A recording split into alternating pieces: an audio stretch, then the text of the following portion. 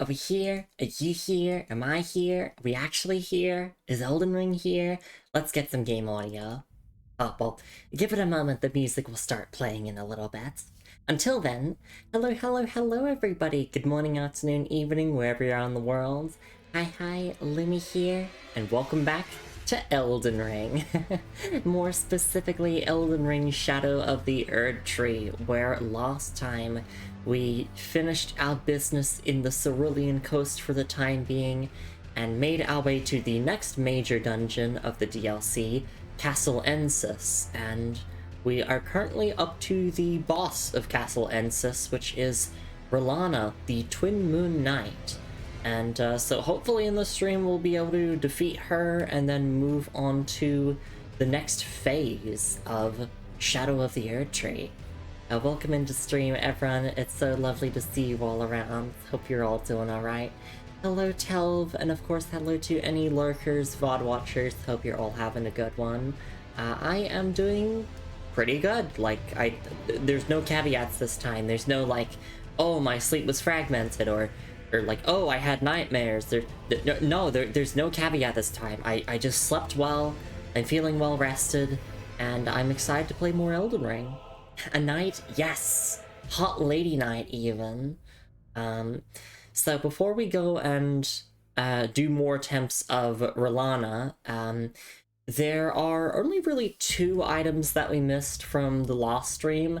I did learn that there's a couple of items here in Castle Ensis that you can't access until, like, after the dungeon. You backtrack to it, basically. So we'll obviously get those then, but there is a talisman we're missing, and then I know how to get to one of the bodies that has some loot on it. It's not significant loot, but it's annoying me that, you know, the game's teasing me with loot and I didn't know how to pick it up. So let's boot up our save file and let's get straight into things. Yeah, first we're gonna start by going and getting that talisman that I speak of, because it's actually pretty important. It's a Spelldrake Talisman +3, which increases magic resistance, and of course R'Lana does use quite a bit of magic in her fight. So let's go to the Castle Front Grace, and we need to go to the west from here.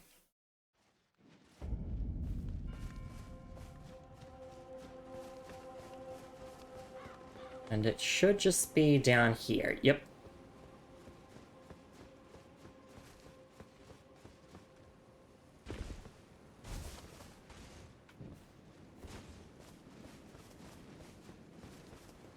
First, we gotta say hi to these bats first.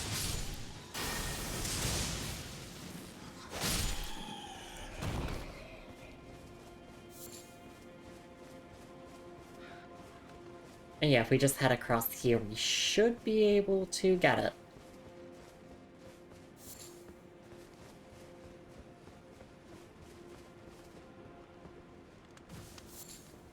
I think we can make this jump without Torrent. Yep.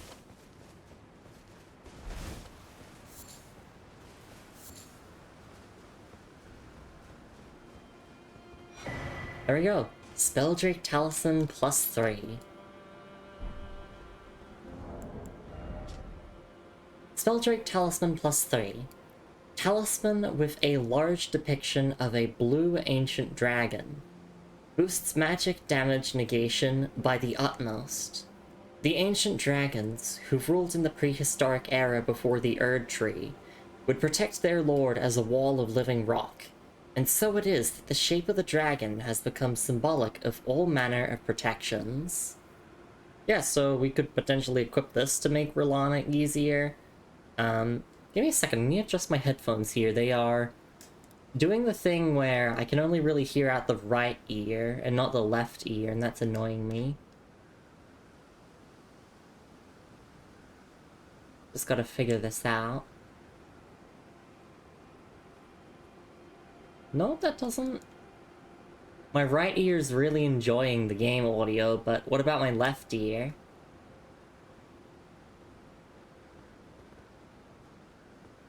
No, still muffled audio.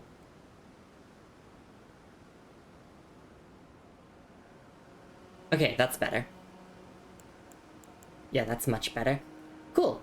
Yeah, so I'm glad we picked up Spelldrift Talisman +3. We might use this for Rolana, but honestly, it's not her magic attacks that I'm scared of, it's the physical ones. So we might swap to this if need be, but who knows. Just reading the description again in my head, and then we'll move on.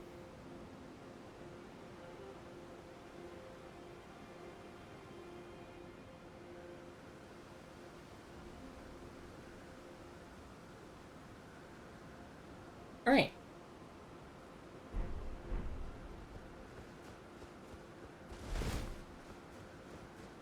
So next, we want to go to Castle Front again. And I really, really want to get the loot from that one body that's like in that little cave. Hey Looney, lovely to see you around. Thank you for the head pats.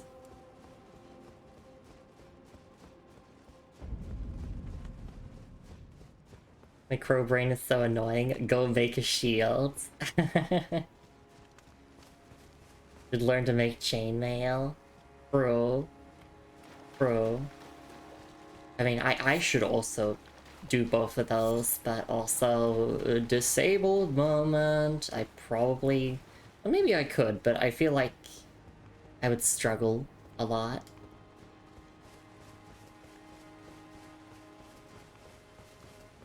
Yeah, so we're just quickly backtracking here to get, like, 2 items we missed, and then we'll continue fighting Rolana. So for those of you who are here specifically just for Rolana, firstly, I don't blame you, and secondly, just give it a bit.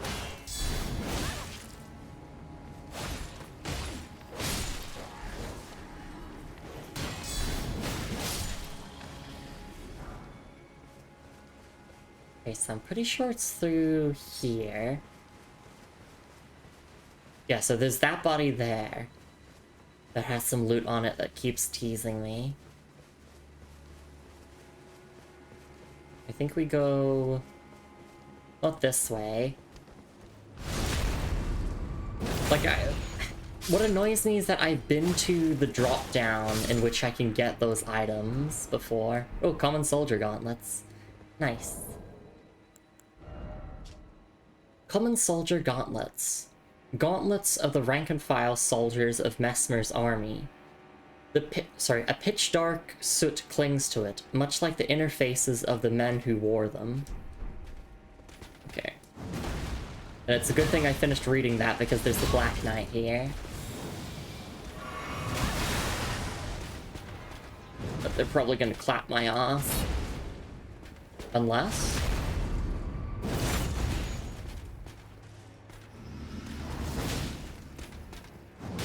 yeah, no, they got me. First death of stream. Wasn't even to Verlana. Hey, Marky! Waking up just in time for Lumi's stream. Perfect timing. Yeah, exactly. Hi, Marky. We're currently just backtracking for some items that I missed in the previous stream. But then after that, we are going to be moving on to a major boss fight of the DLC. Oh yeah, shoutouts for Marky, and then also I forgot to do the Marky command to promote his Ko-fi page, because Marky does actually need financial assistance, and if I can point people towards that, then it's the least I can do. Look, if I had infinite money, I'd be able to fix everyone's financial problems, but I gotta stay afloat myself. Hell says you need around 5k rings for a bikini top, not a full shirt. Damn. I've gotten sick again, but I am here. Thank you so very much, Lumi. Of course! It's lovely to see you around. Also, I just lost all those runes that I had in Rolana's boss arena. You can gain infinite wealth by being a Yakuza? Ah, okay. So does this mean that Marquis is going to be... as his next ambitious project, after going through all of the mainline Final Fantasy titles, to go through every single Yakuza game?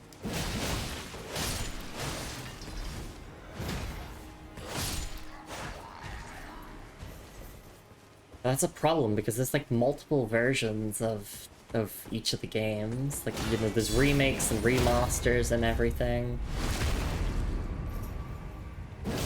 But I mean, I guess that's just like Final Fantasy. There's a lot of versions of every Final Fantasy game. I'll be here until 2098 easily. Sounds perfect. Yeah, so basically we're looking to get this item up here. Because I find it really annoying when there's an item dangling right before me and I don't know how to get it. But I did look up how to get it, and assuming I don't die again to these basic enemies, we should be able to get it. Let me two-hand my weapon, because the wing stance is really fun. Oh no.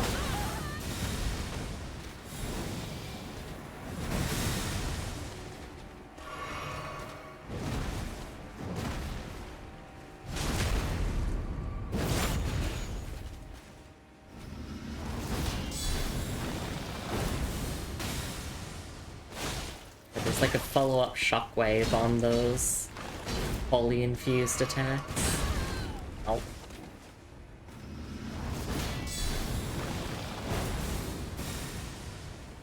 There we go. Nice. Make sure to never dangle right in front of you, Lumi.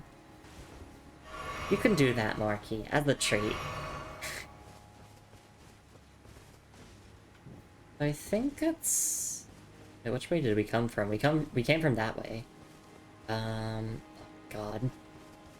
I'm trying to remember my way around. Like, I know that we were literally exploring this location yesterday, but I have the memory of a goldfish. There was... I think it was around here? Yeah. I think it was... Yes, if we go here, and then... I think if we follow this path downwards... There's some doggos here to watch out for, but we can just quickly dispatch them at range.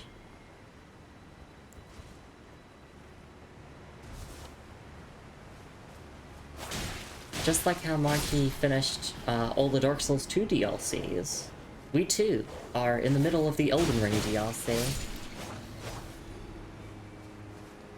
And there are no Steam achievements tied to the DLCs of From Software games. But we are still trying to do like every single unique item picked up, every single quest line, with exceptions for mutually exclusive stuff. And of course all bosses, and reading all item descriptions.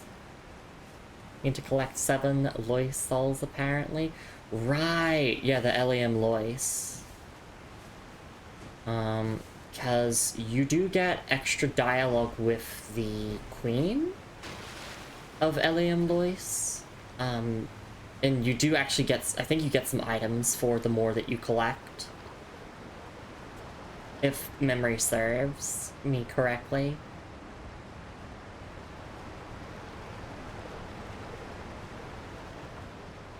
Only 7? Hey, Alex, it's lovely to see you around.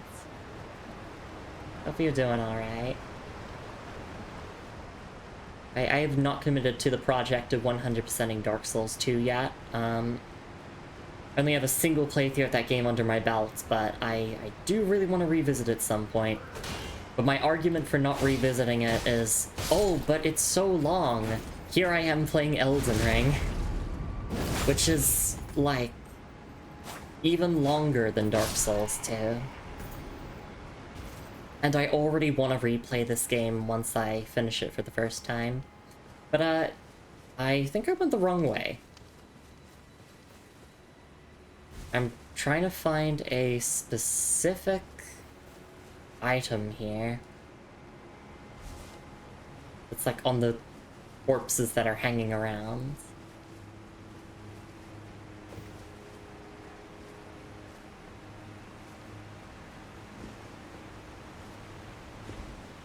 No, no, don't fall. 143 last time, 50 would yield the final reward. Yeah!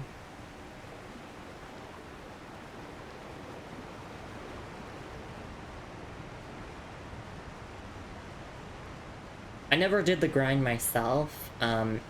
More so just for the sake of brevity with the stream series. I looked up the unique dialogue that you get for doing it. Because to me, I don't really care so much about like the physical rewards for doing things.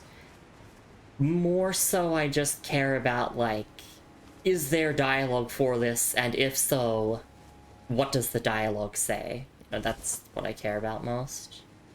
Oh, wait, I completely missed this item. Holy shit, ow. For every good thing there's no B in Mark. But here in Elden Ring, we're doing the exact opposite. This playthrough has been going on for over 200 hours. Okay, well, it's good that I found that item now. Yeah, no, Marky, we call the turtles dogs in Elden Ring. Players like to leave messages calling everything a dog. So the tortoise, the tortises, they're all dogs. And hey, sharks, have a lovely lurk. Thanks for stopping by. Oh, wait, here's this drop down. There's one more item that we're missing from this location for now. Because there are a couple of other items you can get here, but only later. Like, only after you finish the dungeon. We go here, and then we go this way, and then this is how you get the corpse that is dangling over here. Yeah, glint slab fireflies. Colloquially known as dogs.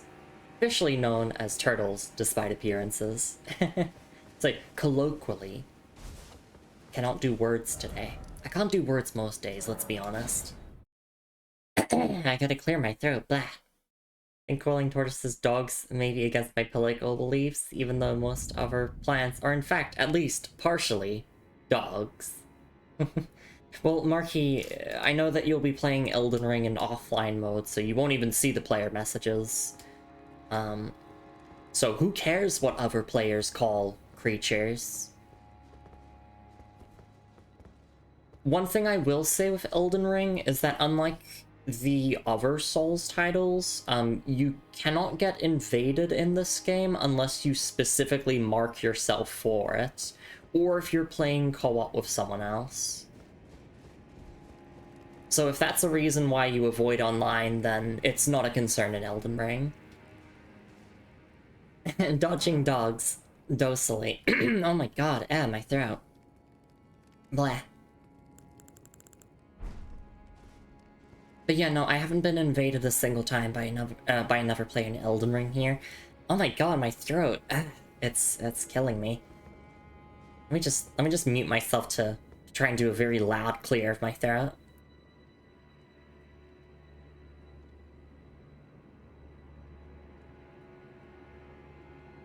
Okay, hopefully that was better. Alright, yes, now we're here for what everyone is here for. That's right, it's Rilana, baby. It's Hot Lady Night moment, baby. I guess I could swap out the Godfrey. You know what, since I'm not using Ordovis's Greatsword or my Katana for this fight, let's just equip the Spelldrake Talisman +3. We just picked this up. Alright, let's do this. First attempt of stream. Oh wait, I should probably equip Electrify Armament and buff my weapon.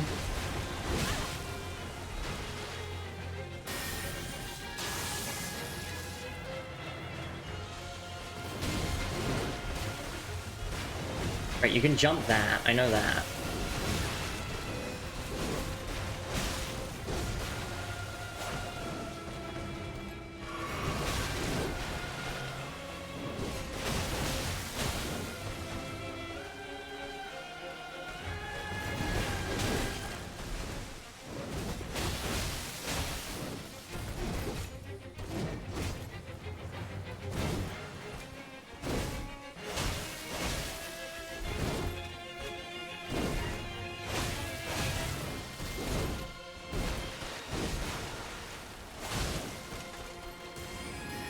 I know I'm getting hit by this. Yeah. And then I've rolled into the follow-up.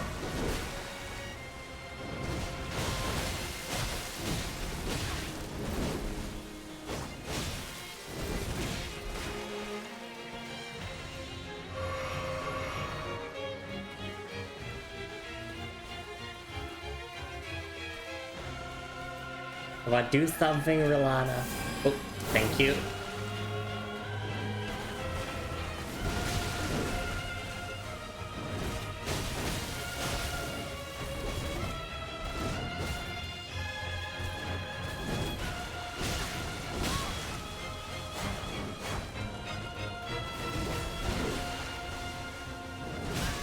Oh, I jumped a little bit too early.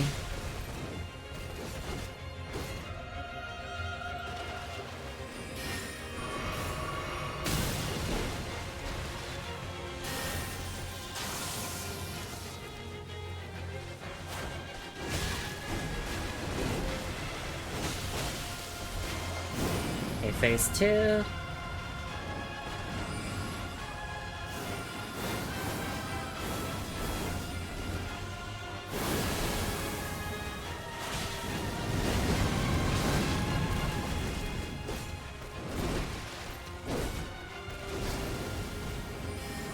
Oh, here come the twin moons. Jump, and jump, and jump.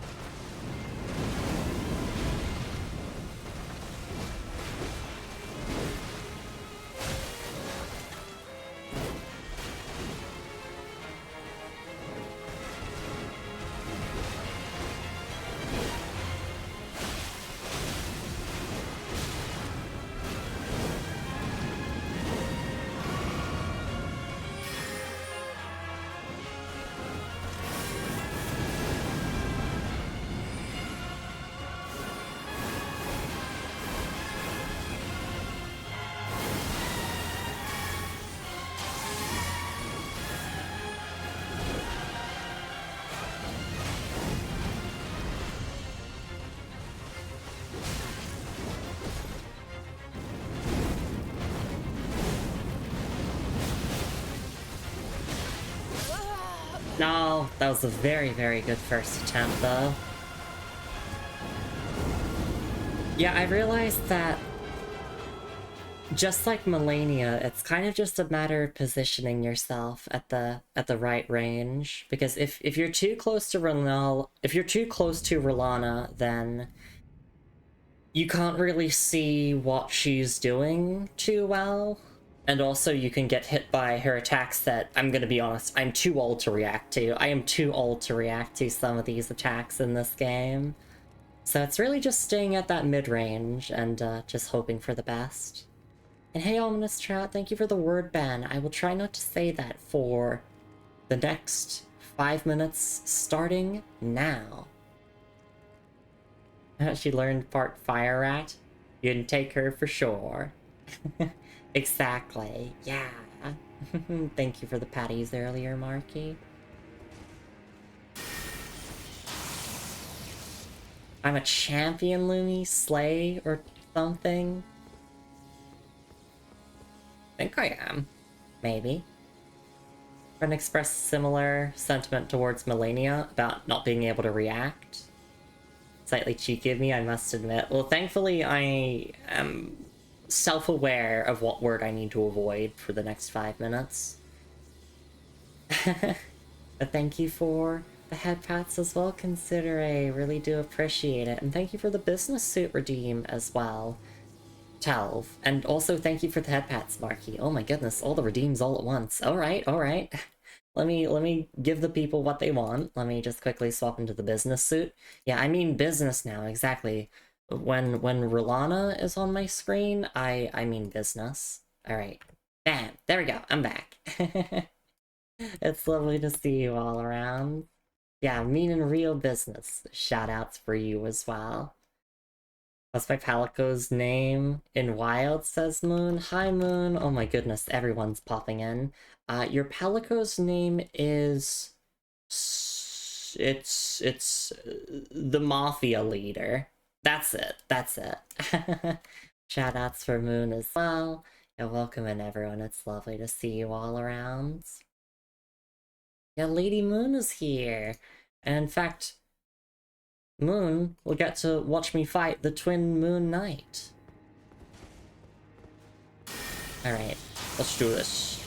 Attempt number 2 of stream. But no, I will admit, like, with these modern Souls games, I cannot react to some of these attacks.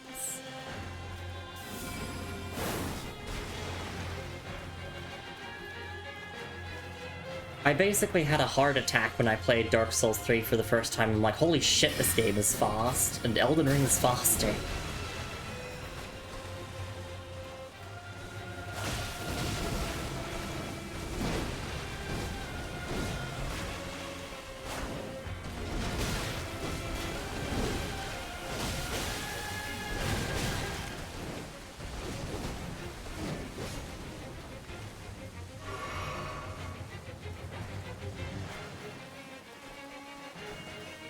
Please do something. Rolana, please do something, thank you.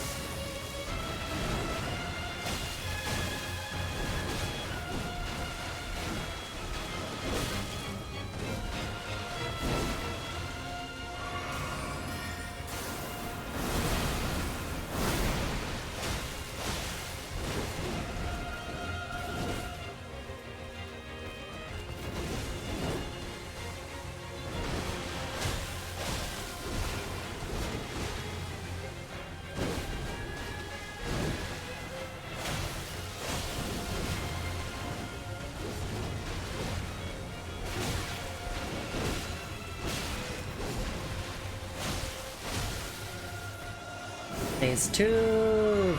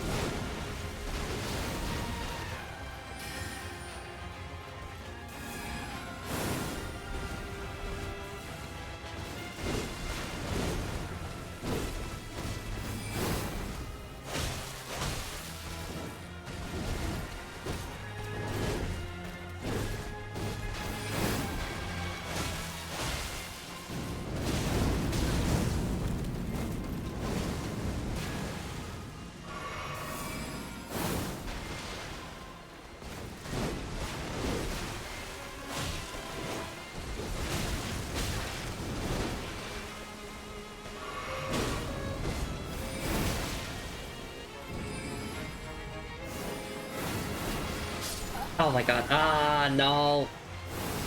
For some reason, why did I think she was just gonna fire a single projectile? Ugh.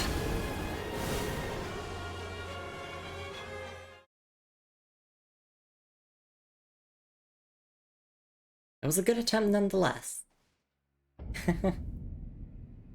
Moon says, I just woke up. Consider says, to be fair, Dark Souls 3 starting with Udic Gundyr is kind of a wild choice for a first boss. Oh, absolutely. Like, people say... Oh, shit. Wait, I said the word. Wait, no, it's been 5 minutes. It's been 5 minutes.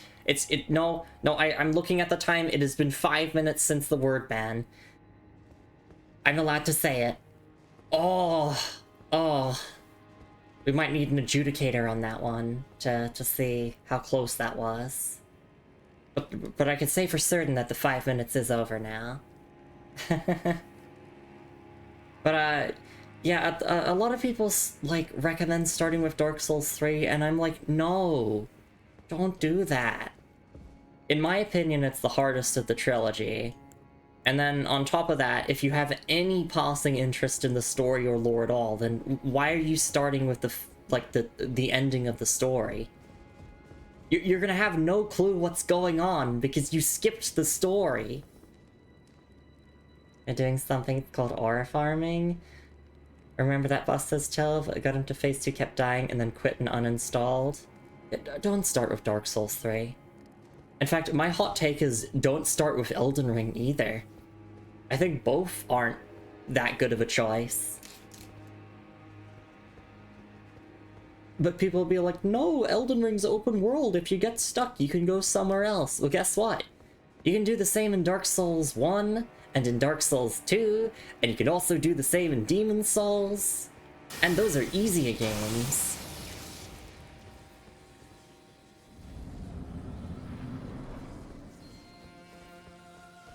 Anyway. Just start with whatever game you think is cool, but that's my personal opinion. That's my personal take. I'll be honest, if Elden Ring was my first Souls-like, I'd probably hate this genre.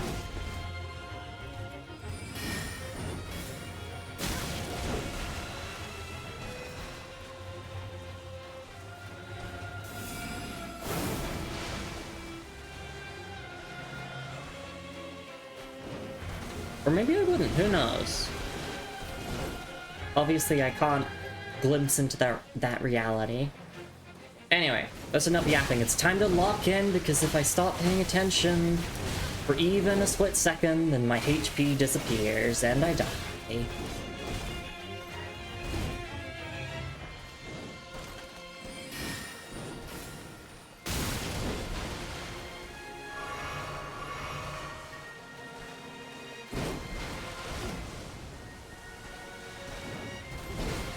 It seems like staying at this kind of mid-range is key to victory.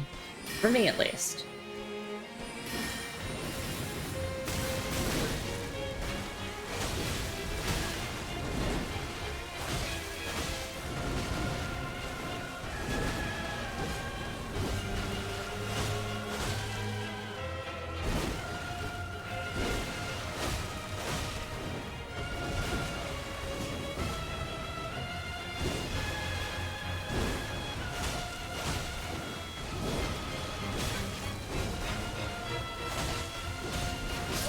Oh, no. Yeah, like, I cannot react to those two swings there. They're just too fast for me.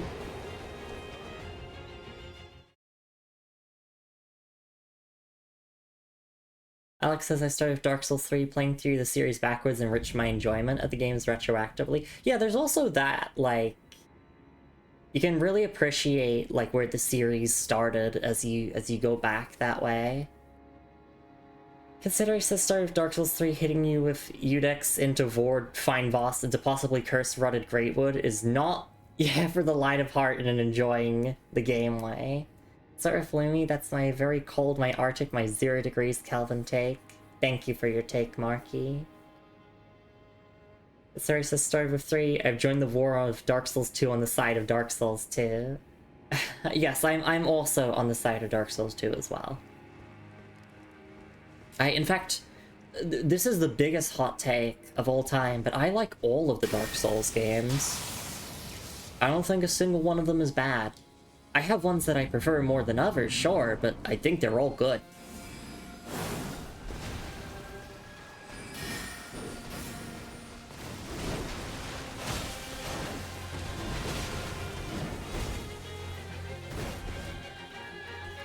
I also think that Rulana's pretty good. I'm really enjoying this fight, even if it's kicking my ass.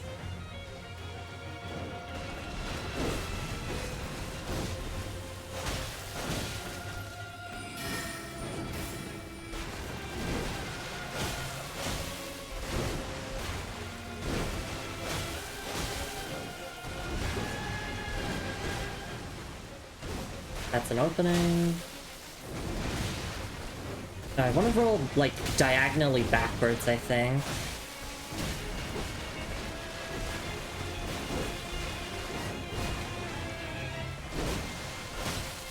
Oh wait, I could actually fit in 2 attacks, or like a couple of attacks during that combo.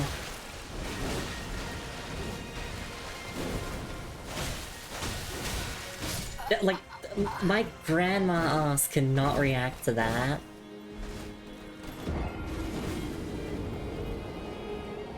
Okay, that's one of the most outspoken takes, which is the telling of the modern discourse.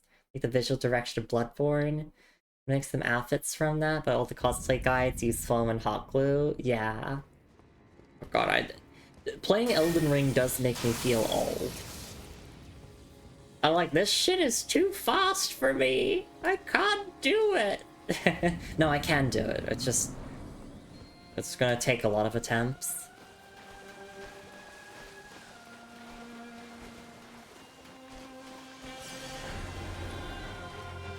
I can still react to Drive Impact in Street Fighter 6, so I'm not that old. That's the age check. That's the obligatory fighting game age check.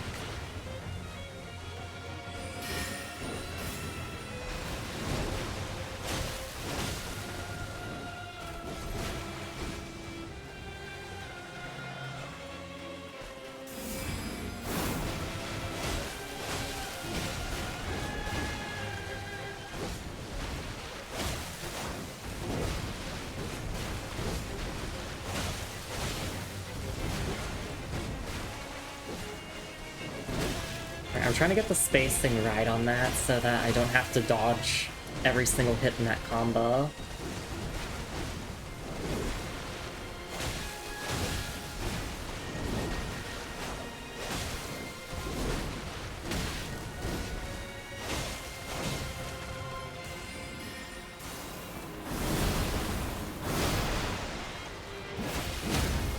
Ooh! Poise break!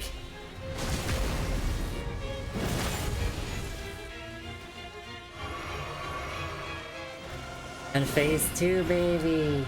Let me buff up real quick.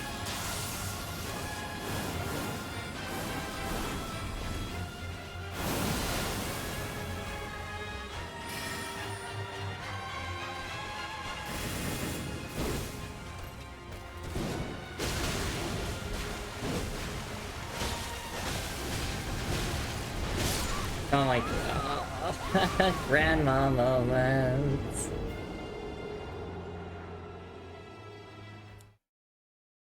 Marky says, meanwhile Marky's over here being like, being old makes me feel old.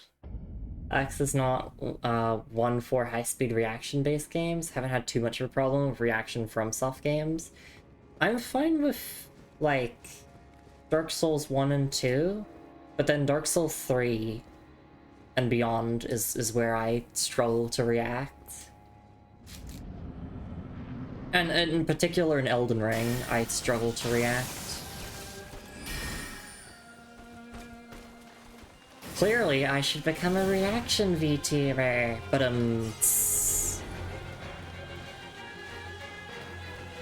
just gotta quickly cut down this VOD.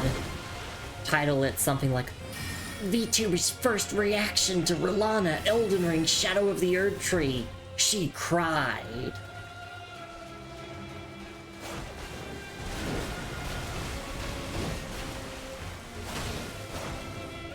But not crying from how peak it is, crying from rage.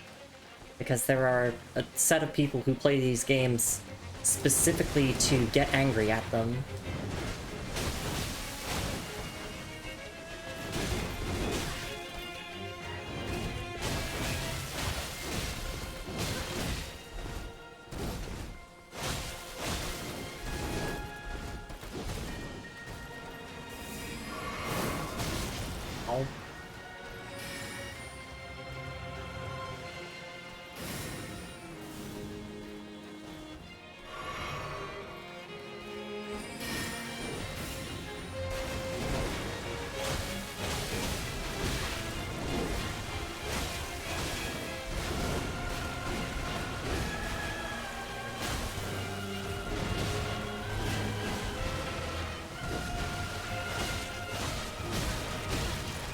Like, I cannot react to that to save my life. So that's why the strategy for people of my caliber is just to not stay too close range to get hit by that.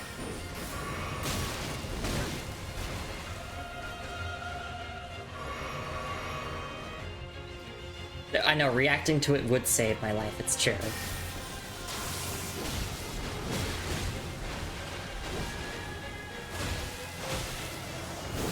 Phase 2, baby!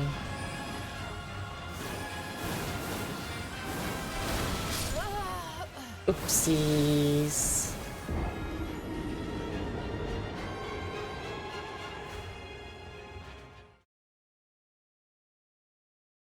Oopsies.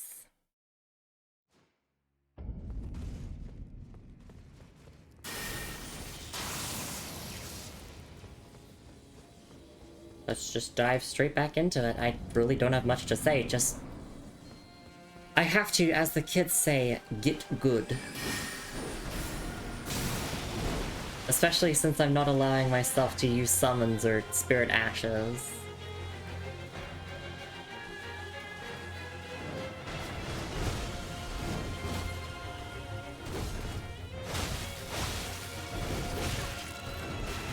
Does that mean that I'm making it way harder than it needs to be? Oh yeah, absolutely. I'm not denying that.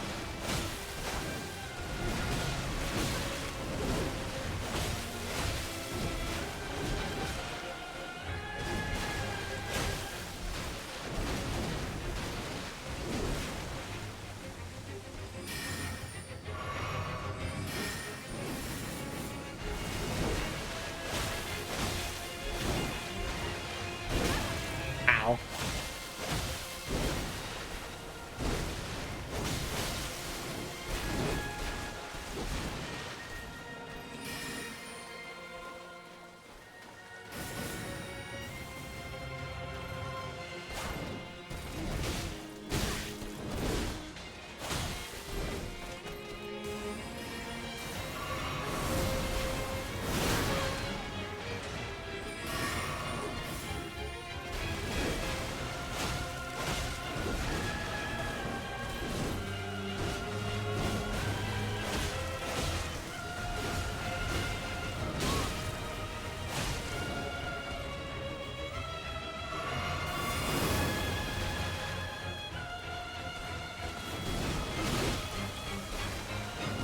Well, okay, I messed up my jump input.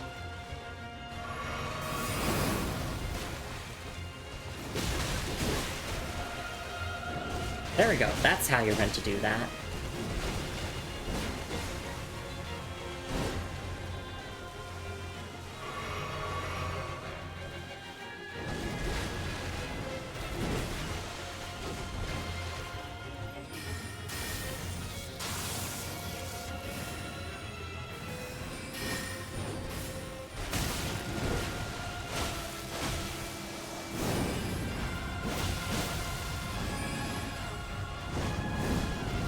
Oh, this is new. I guess if you're close range, maybe she does that instead?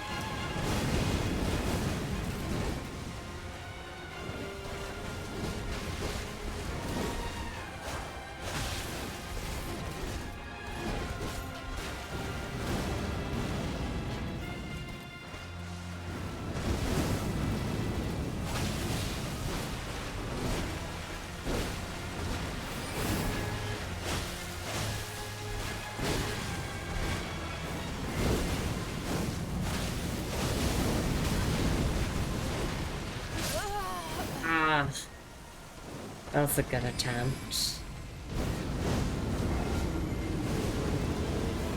I'm figuring it out bit by bit. I just need a bit more time to add, you know, to secure the win.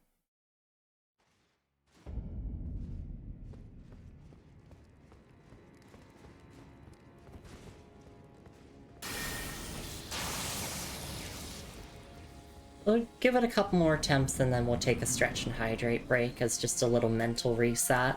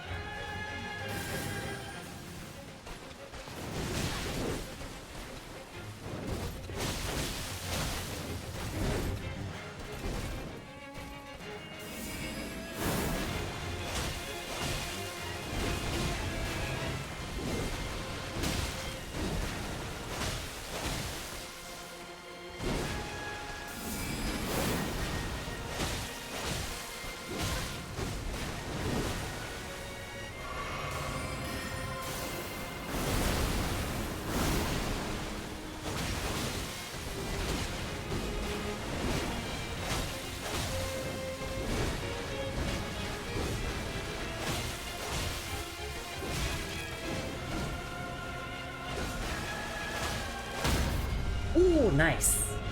Just gotta keep up the aggression and we can get the stance breaks.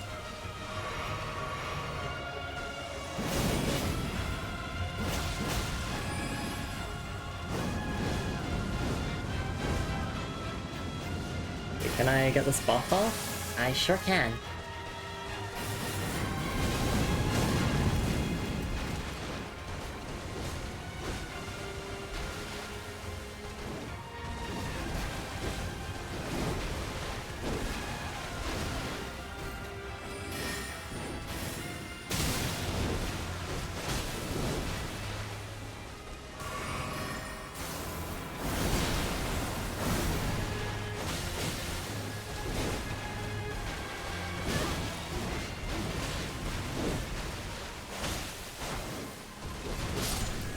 No, I got caught. Oh, that was a good attempt. Hey Unix Bit, lovely to see you around. Hope you're doing alright. We are in the Rolana mines. Potentially for the whole stream, who knows? I feel like I could get this before the end of stream.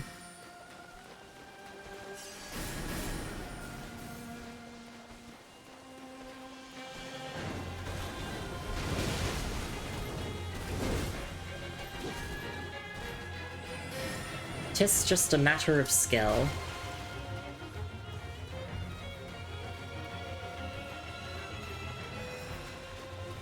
Please attack me, Rolana. Thank you.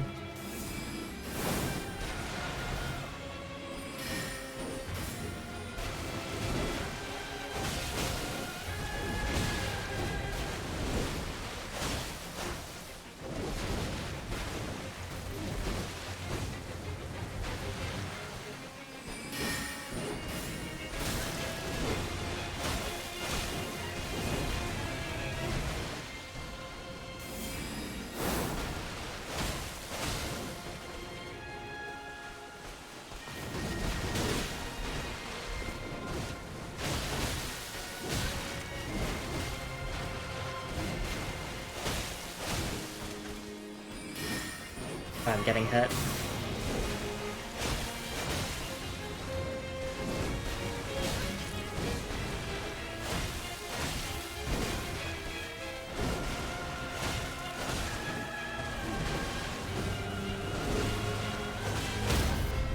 Nice!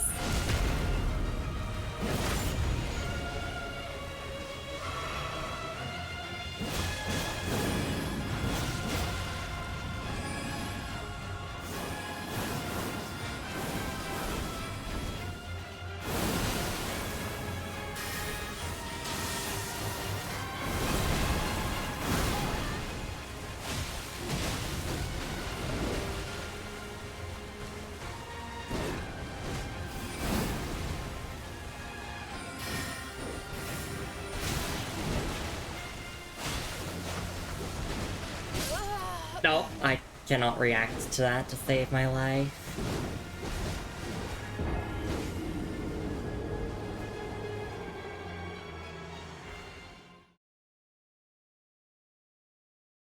Alright, let's do one more attempt before we take a stretch and hydrate break.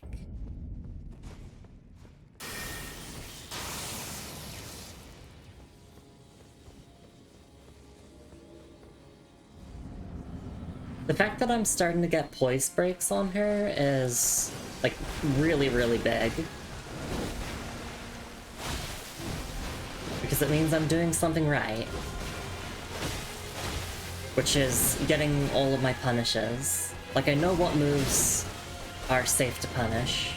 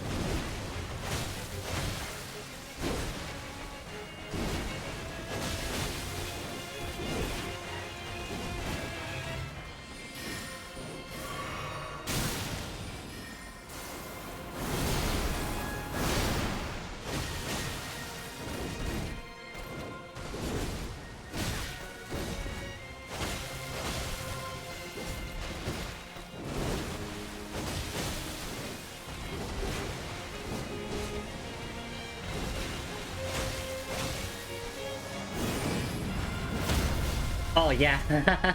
No phase 2 for you. Okay, you can do your phase 2 stuff now. I'm sorry about that, Rolana.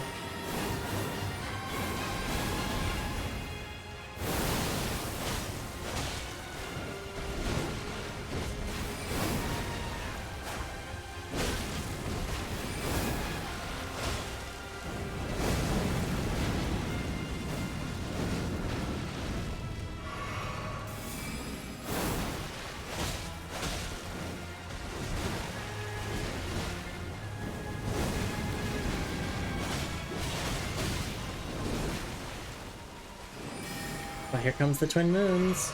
Jump, and jump, and jump.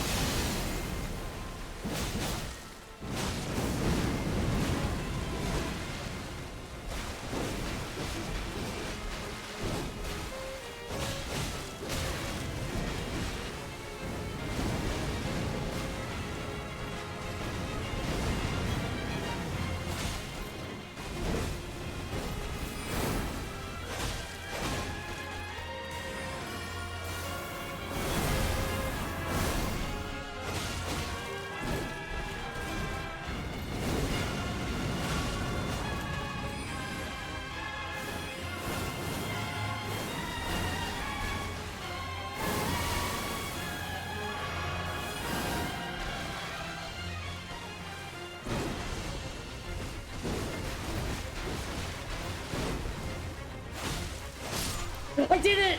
Oh my goodness!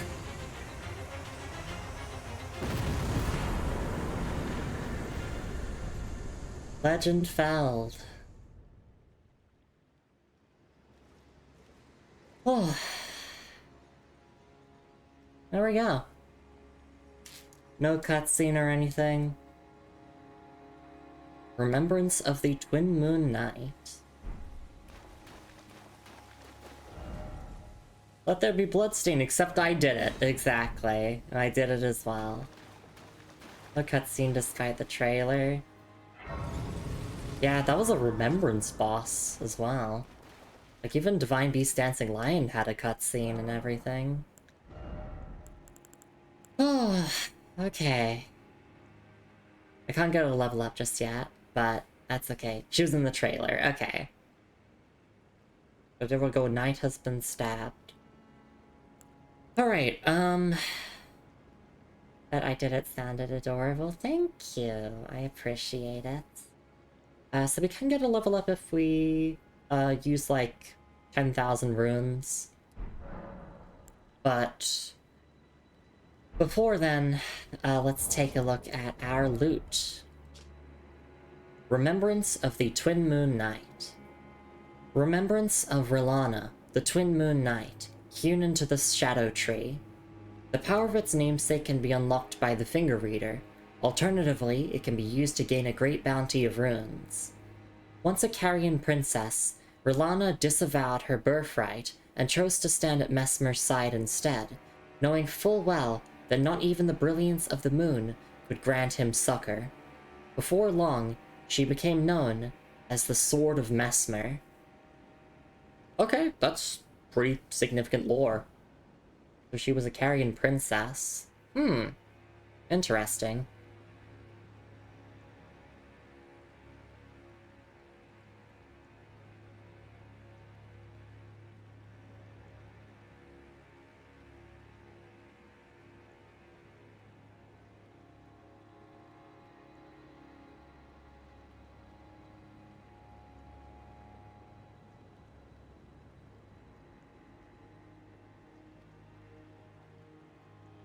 Okay.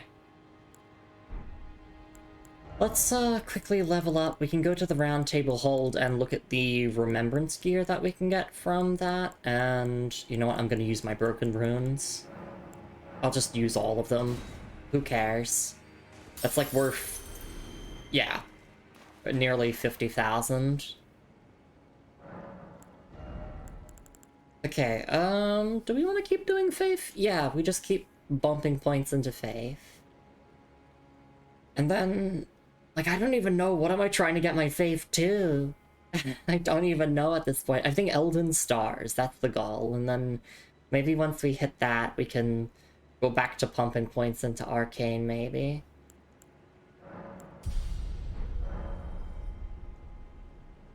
$41.42 unlock spells, 43 is Claw Mark Soft Cap. Okay. Thank you for the reminder. Yeah, Elden Stars. That is... Elden Stars is 50. Oh, we can use Flame of the Fell God now, actually. How about we try that? Thank you, Electrify Armament, just for the extra bits of damage throughout the fight. It was, very handy. But no, let's try... Oh, wait, I need 2 slots for it, I see. Okay. Well, I'm not using Swarm of Flies, so...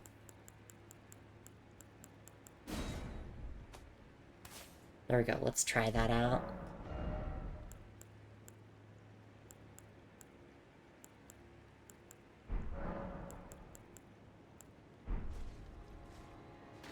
Alright, back to the round table hold it is. There's nothing that we have to do questline-wise after defeating Rolana.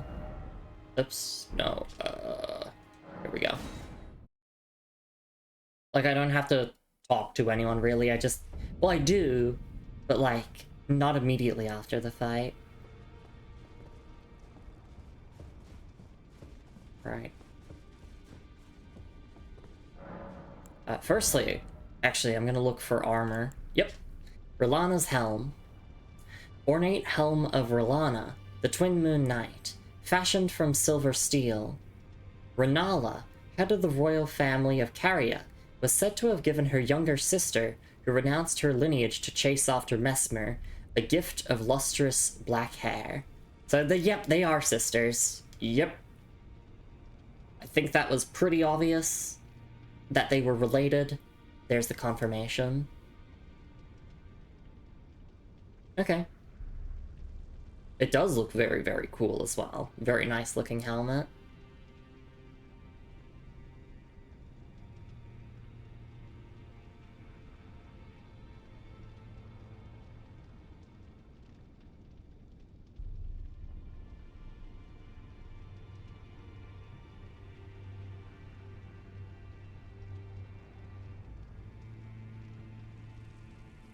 Okay, and then Rolana's armor. Ornate armor of Rolana, the Twin Moon Knight, fashioned from silver steel. Adorned with the lapis lazuli blue that is symbolic of Caria, its radiance is yet to fully fade. And then, where are the gauntlets? Rolana's gloves. Gloves of Rolana, the Twin Moon Knight, fashioned from quality leather. And finally, the boots, which would be here. Or greaves. Ornate greaves of Rolana, the Twin Moon Knight, fashioned from silver steel.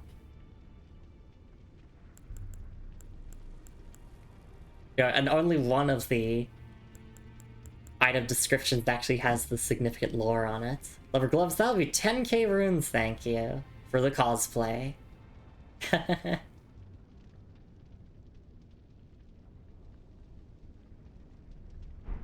Alright, and then let's see, what can we actually get from the Remembrance? So of course we can get Rolana's Twin Blades. Rolana's Twin Blades. Carrying light greatsword embedded with blue glintstone. Weapon of Rolana, the Twin Moon Knight.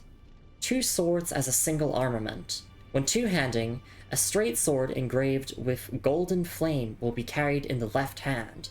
Here, and here alone, were moon and fire ever together.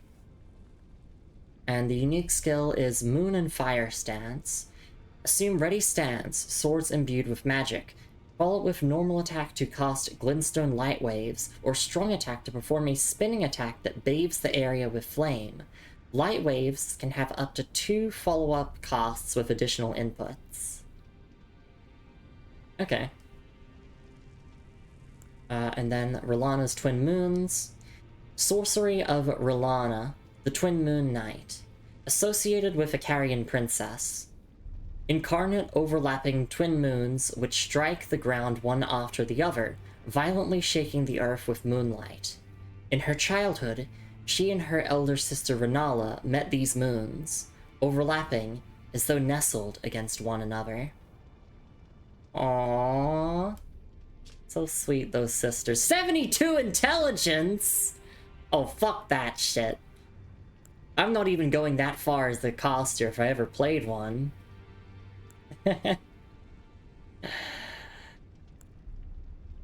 Nice int requirement for this spell. What the hell? 72 intelligence? What the hell? Oh. Okay. Oh, and also Rolana's twin blades. Yeah, I mean, of course it scales off of strength, dex, intelligence, and faith. Yeah, it does magic and fire damage. Obviously it's not infusible. But hey, I mean, it's got that synergy with Rolana's cameo at the very least, with the stance. But I'm happy with Milady, thank you. I will keep just using Milady. Yeah, neither the... I mean, obviously I'm never going to use any of the carrion stuff, because no intelligence moment. But it's still nice to read the item descriptions regardless, and, you know, for future playthroughs, I might consider potentially building around the twin blades here, since I think that could be fun. But yeah, that's all of that.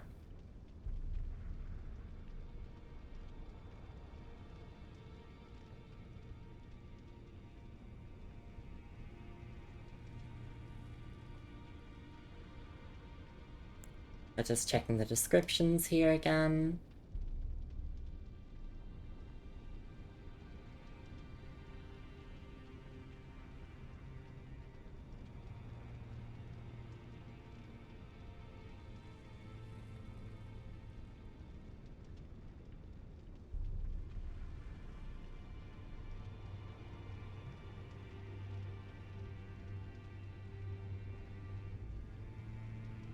Okay.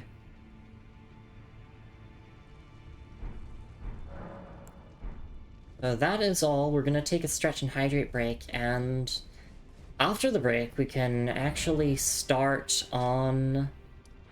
I believe it's called the Shadow Altus? Or like the Church District. And yes, I've done my research. I know where the trigger points for like the main story progressing are. Basically, we can't see it on the map here, but if you go like right up to Shadow Keep, like basically right in front of it, that triggers a story event. And also there's like a village to the east here that if you go beyond that village, that triggers it. There's also some people who said that potentially the story event can trigger from like exploring around here-ish, I think. So basically we just have to make sure that we do all of our questline stuff before progressing the main story.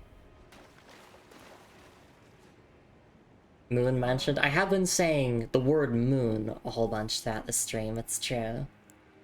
But I'm not referring to my wife. She has a beautiful name.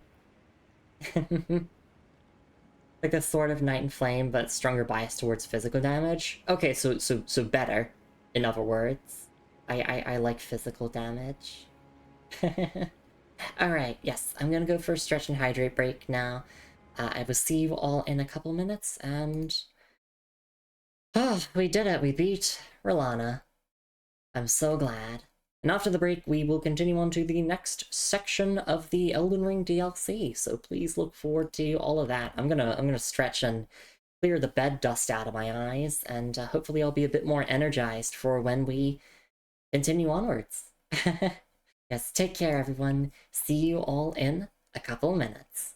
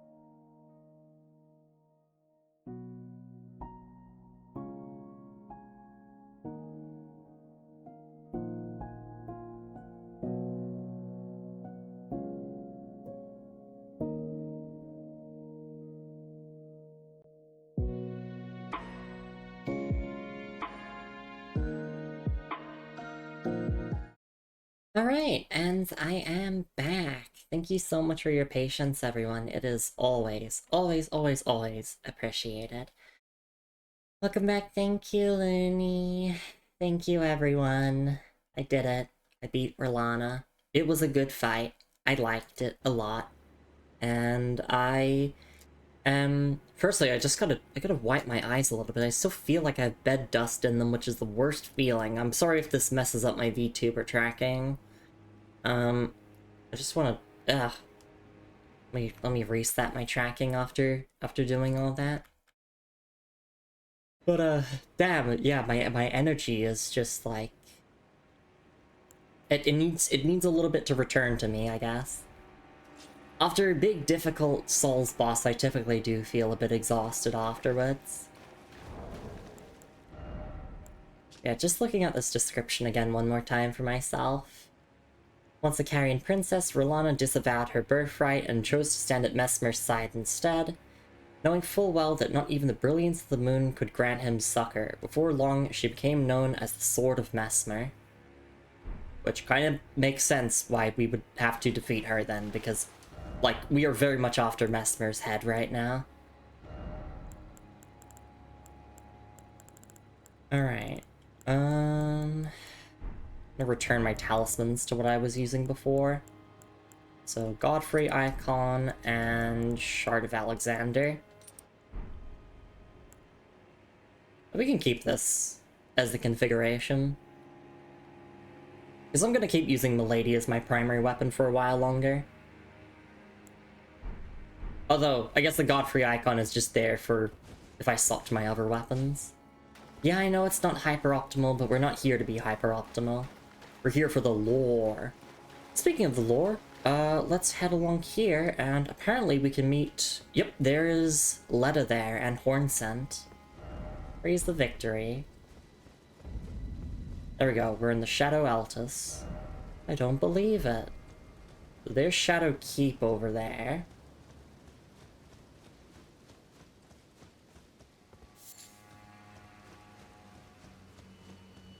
Time to put away Milady. And let's start with talking to Leda. Hello again. Did you meet my compatriots? They're quite the congregation, from places as far and wide as you can imagine.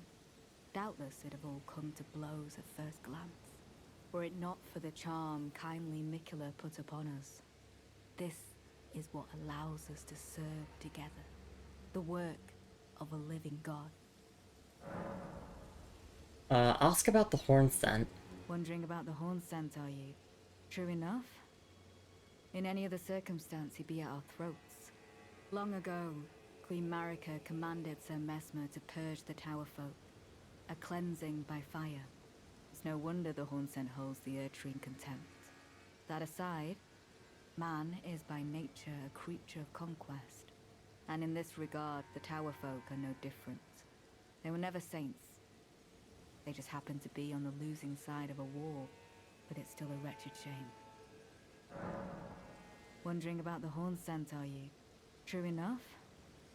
In any of this long ago, Queen Marika commanded Sir Messmer to purge the town, a cleansing by fire. It's no wonder the horn scent holds the... That aside, man, and in this regard, the Tower folk are no... They were never saints. They just happened to be on the losing side of a war, but it's still a wretched shame. We are all utterly captivated by kindly Miquella. It is what binds us together. We are all utterly captivated by kindly Miquella. It is what binds... Alright, and then let's... I'm guessing this is a Shadow Tree fragment, and let's see what Miquella has left behind for us here. Carved words coalesce. I abandon here my heart. Okay. Of course, we want to activate the Grace here. And let's talk to Hornsent. You have a knack for timing, my fellow. I found the site of a new cross. Take this.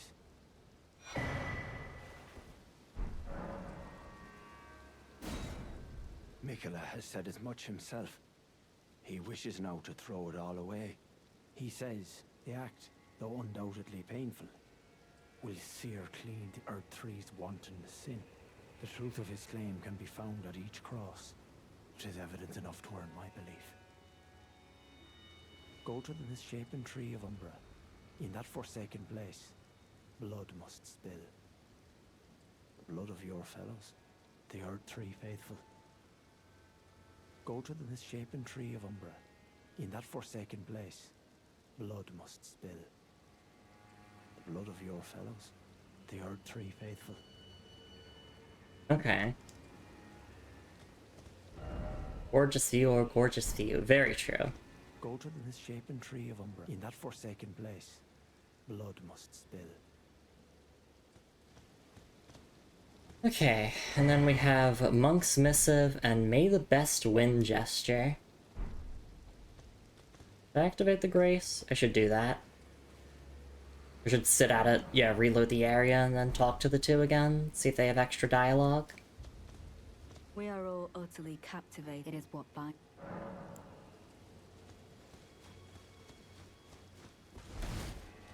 Go to the misshapen tree of Umbra. In that forsaken place. Okay. Let's take a look at our item descriptions, of which we have two, starting with the Monk's Missive.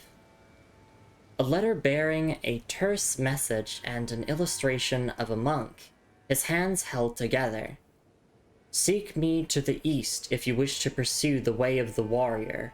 When you find me, you will challenge me to a bout. There is no need for words. Okay. Yeah, I'm guessing that's for a quest line, including with the gesture. Yeah, I'm pretty sure that is quest line stuff.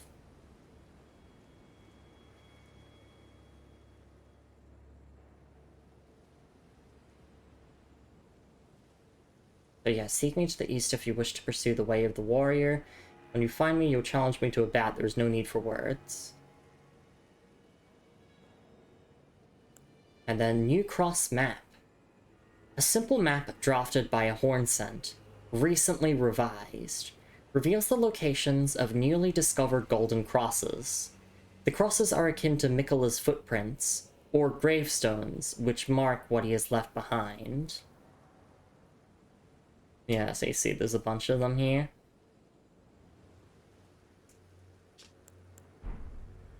Alright, let's address the elephant in the room now. Letta, what do you mean that Miquella's cast a charm on all of us? What do you mean that by that? If I go to my item crafting, if I go to Bewitching Branch, right? Remember this from the base game? Remember how at the bottom it says, the Empyrean Miquella is loved by many people. Indeed, he has learned very well how to compel such affection. And considering the effect of this, which charms enemies, yeah. Oh. That's kind of terrifying. Because, like, yeah, like, Hornsent would be at our throats if he was not charmed by Miquella. Because he hates the people of the Earth Tree. He hates, you know, like, Marika's offspring and all.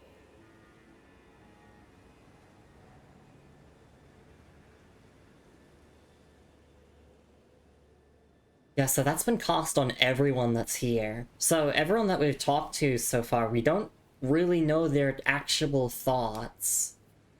Because they're being censored. They're being censored by the media.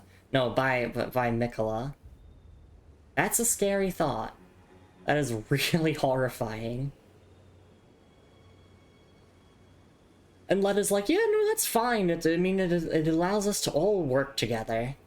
We're all in harmony together. It's fantastic.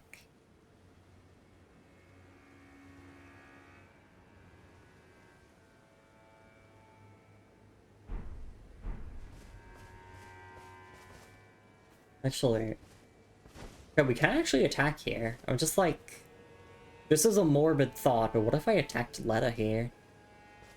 I'd probably fuck up her questline. Or no, you have to hit them a couple of times before they, like, aggro on you. We are all utterly captivated by kindly Mikula. It is what binds us together. Wondering about the horn scent, are you? True enough. In any other circumstance, long ago, Queen Marika commanded a cleansing. It's no wonder the horn scent holds the Erdtree in contempt. That aside, man, and in this regard, the Tower folk are no... They were never saints, they just happened to be on the losing side of a war, but it's still a wretched shame. They just disappear till you reset? Oh, okay.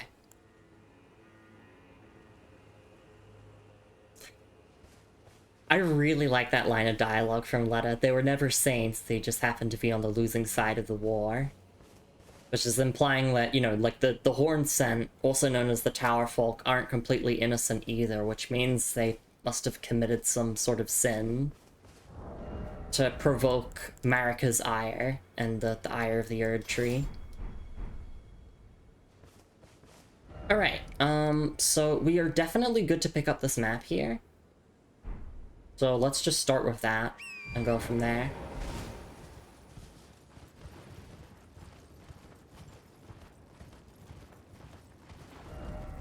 Ah, good luck. Ah, just getting started.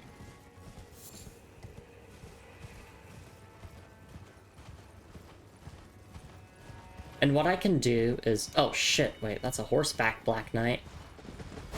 Oh, this has thrust attacks on it? On horseback? God, that's one thing I haven't been doing, is looking at horseback movesets.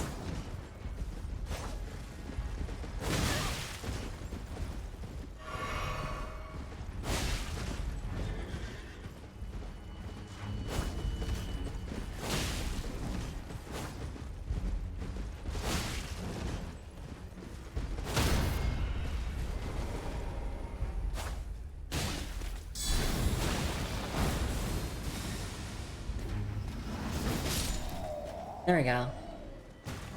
Most usable mounted heavy I've seen by far. Yeah, I'm also guessing, like, having a spear or something could be nice on horseback, because, I mean, obviously, that's where they were typically best used. It's not really, they suck. Damn, that's unfortunate. Got the map of Shadow Altus. Necessary item when necessary item. Fort Morning. Raise the map. Alright, let's pull up the map here. Okay, so what I can do here is I can put a skull marker here. Because we do not want to cross this line whatsoever. If we go across this here, it forcibly advances NPC quest lines to new stages, and obviously I miss out on dialogue for doing that. And I think you can't complete Moore's quest line correctly, if you haven't, like, progressed it to a certain stage by the time you do that. Oh, and also, we want to mark the other, like, no-no point, which would be... I think it's here. That's also a no-no point.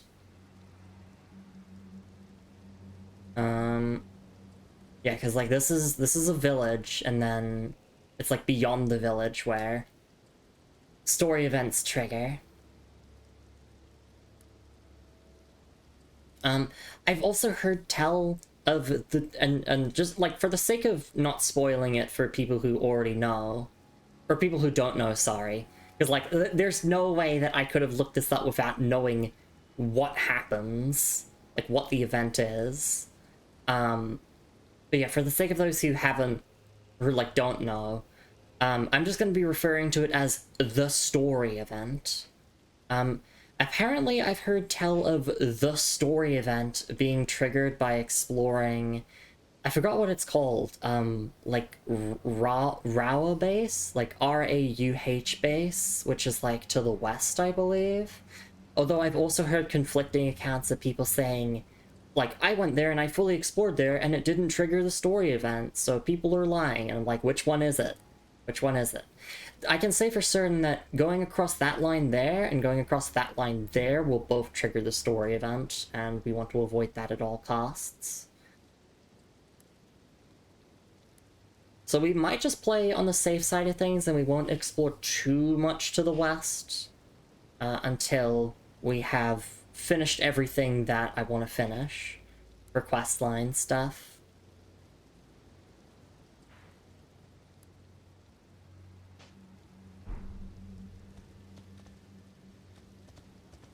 Alright, let's pull up the map here.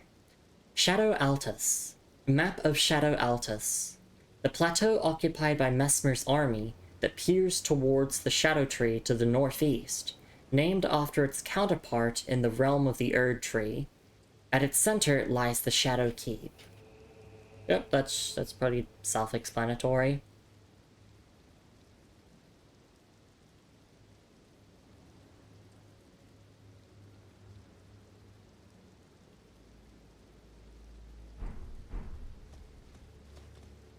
Alright, let's just get exploring.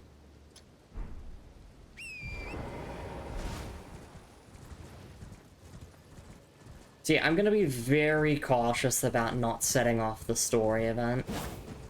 Like, overly cautious, because I don't have... Like, I mean, I could make save file backups, but I'm only doing that for getting all of the endings at the end of this playthrough.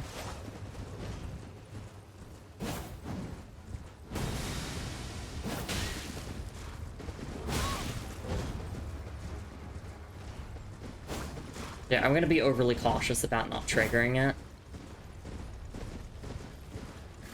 So certain areas that, you know, we probably are, like, high enough level in terms of both blessings and actual levels, we might not explore them until later. Just to be safe. But, like, once we finish everything we can do before the story event, then we can go wild. Oh my god, I tapped up on my D-pad thinking that would summon Torrent. Monster Hunter Wilds moment.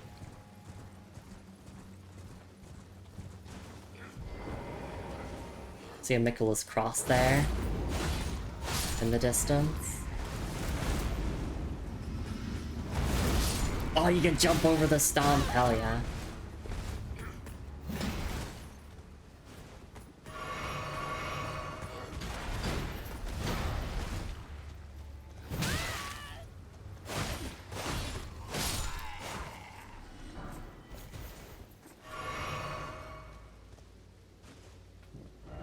Right, yeah, I just want to check this out first, and I think this is our first destination for questline stuff anyway.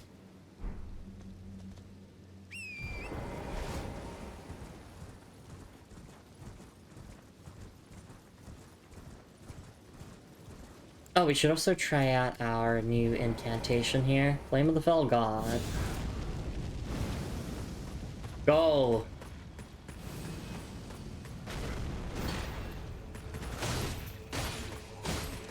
That was a little bit underwhelming.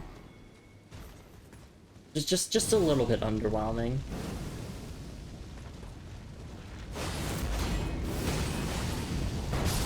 Yeah, it just seems okay.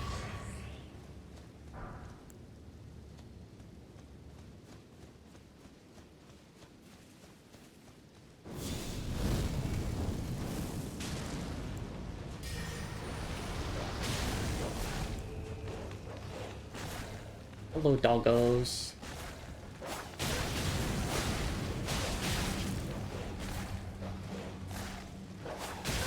Oh my god, doggos, please. I need this.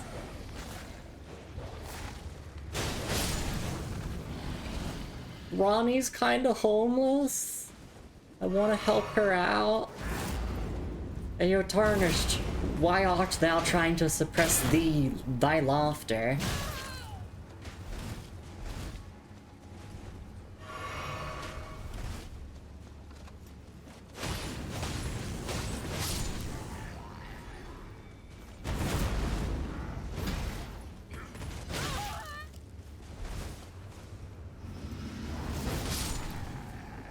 Of having this giant seal would boost it, I see.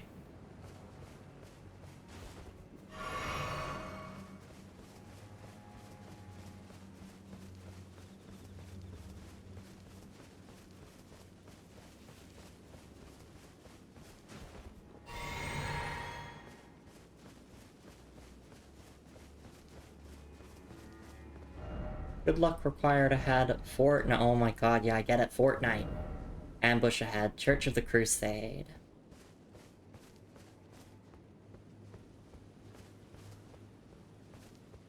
Thou shalt not evade the flame of Mesmer. Hey, it's you again.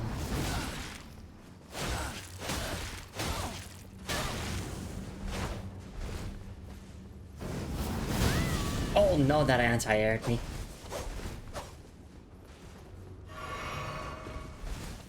We will actually be evading the flame of Mesmer for quite a long time. We got a lot of things to do before we even get to Shadowkeep.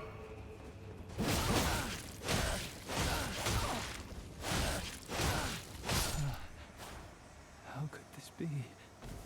Forsake me not. Queen. My grace. Okay, Ash of War Flame Skewer and Prayer Room Key. Starting with the Prayer Room Key. Iron key with an engraved crest.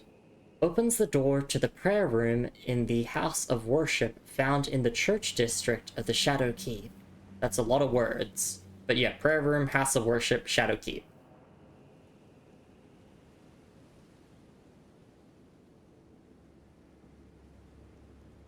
And then Ash of War Flame Skewer. This Ash of War grants an armament the Flame Art affinity and the following skill. Flame Skewer. Skill of Quilin of the Fire Knights.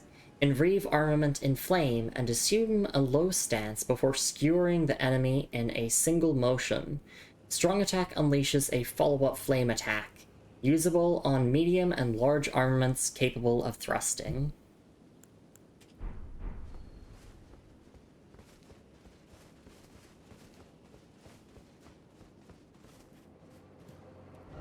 Try rain. Fire, oh fire. It doesn't damage me. No head-to-head there for try romp. Yeah, like... It makes sense that the people of the Realm of Shadow don't like Marika that much. Me too. We can join hands in that, because, there's no head-to-head.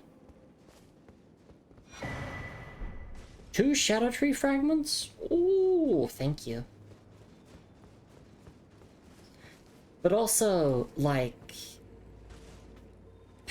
I get why the Horn Scent, the people of the tower, would hate Marika, but why the Fire Knights? Why Mesmer? It does seem as if Marika betrayed Mesmer somehow, especially from the Marika's, oh, Blessed Bone Shard. From the description of Marika's blessing.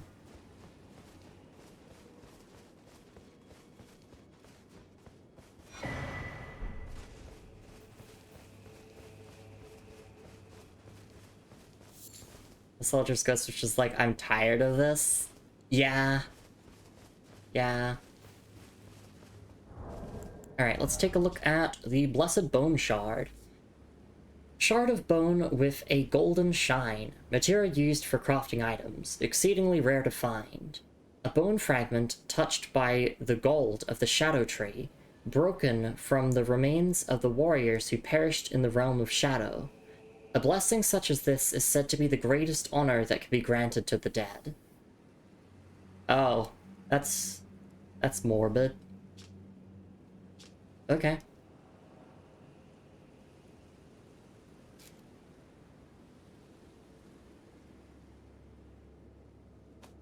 And then, yeah, I wanted to look at Blessing of Marika again. Marika once created several of these physics for Mesmer's sake, but never again. Mechanically separated soldier. Exactly.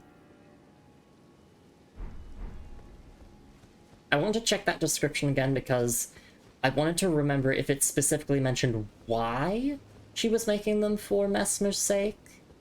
But my current theory is that Mesmer is a child of Marika and Radagon, and therefore, you know, is, like, how do I say this? without, like, sounding weird. He's disabled in the same way that Melania and Mikla are. Well, I mean, that's my theory. I don't know if that's actually canon or not. Who knows? Maybe Messmer's father is fucking... I don't know, Onsbach. Onsbach is secretly Messmer's father. We're not supposed to say cursed. Oh, no, I was gonna say, defected, or like a defect. But I think cursed is a lot better than defect.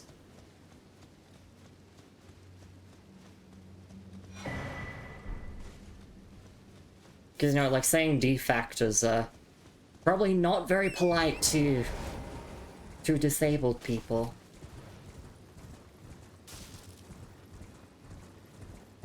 I mean, I'm a disabled person myself, and I wouldn't say that word.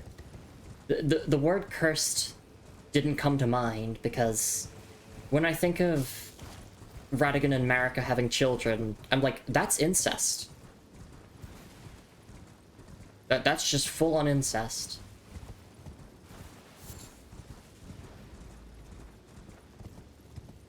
Yeah? Hey, Edarina, lovely to see you around. Hope you're doing alright. Although there are people who argue that because Radigan and Marika are technically two separate halves of the same hall, it's not incest. Oh, horn scent. Healing required ahead, therefore try item crafting. Yeah, exactly. George R. R. Martin wrote the background lore for the game, so it makes sense why they'd be incest. Your immune system is cursed. My brain is cursed. My body is cursed. I think we have some warming stones on us already, actually, do we not? We've definitely picked up a couple of them throughout our playthrough. There we go.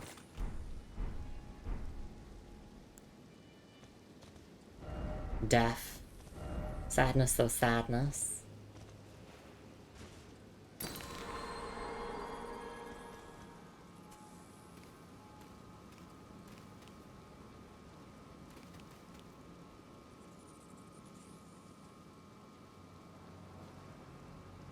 We don't hurt the Forager Brood, they are friends. I think we need to reload the area now, from what I understand. Plus this Frenzy Flamestone by accident. Oh no, Moore would be, very angry with us if that were the case. My brain is touched by chaos. I've acquired many a curse, stranger. Yeah, okay. We just need to reload the area and then go back to that horn, or not horn, scent Forager Brood. But I'm just thinking, like, maybe we could find a Grace or something. Like, maybe over here? I won't check that out, at the very least. Oh, there's a Michaelis crossover this way as well. Oh wait, no, that's the cross that we came from. I mean, I guess we could just reload the area at that cross.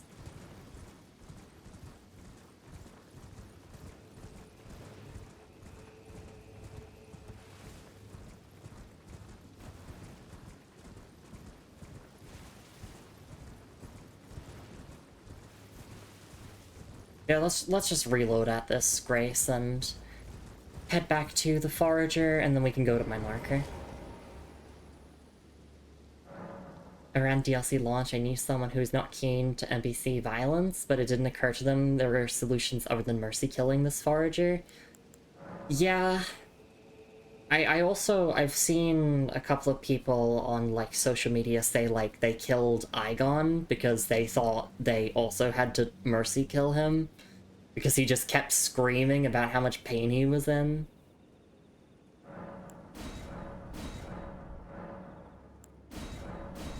Okay, we're at Shadow Tree Blessing 8, which is pretty good.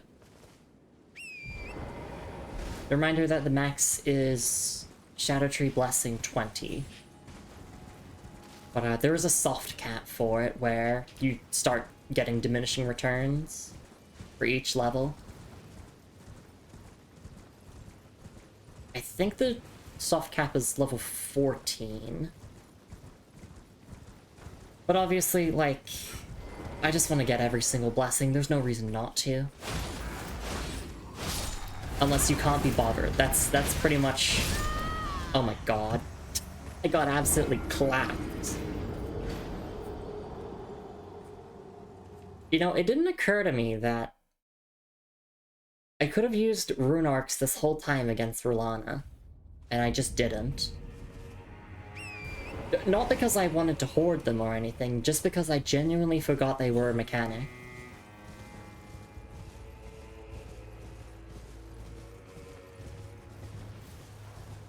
And yeah, somehow getting killed by those Mesmer soldiers reminded me that, yes, rune arcs do exist. In fact, I might just kill them and then go and use one.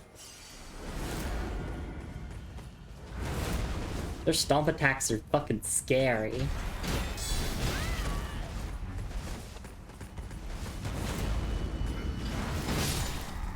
We trade those.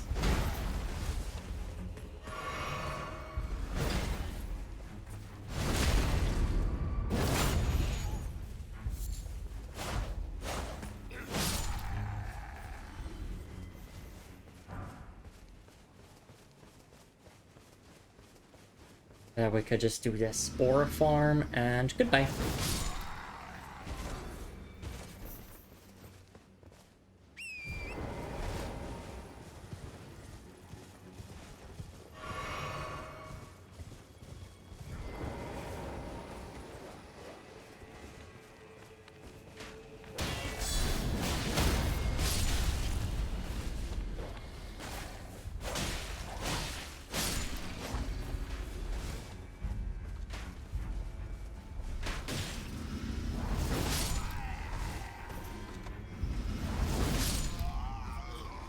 This is a fun Asher War. I like it. And I'm pretty sure this is the only light great sword in the game that is infusible. Like, that can actually use it. Which is funny to me.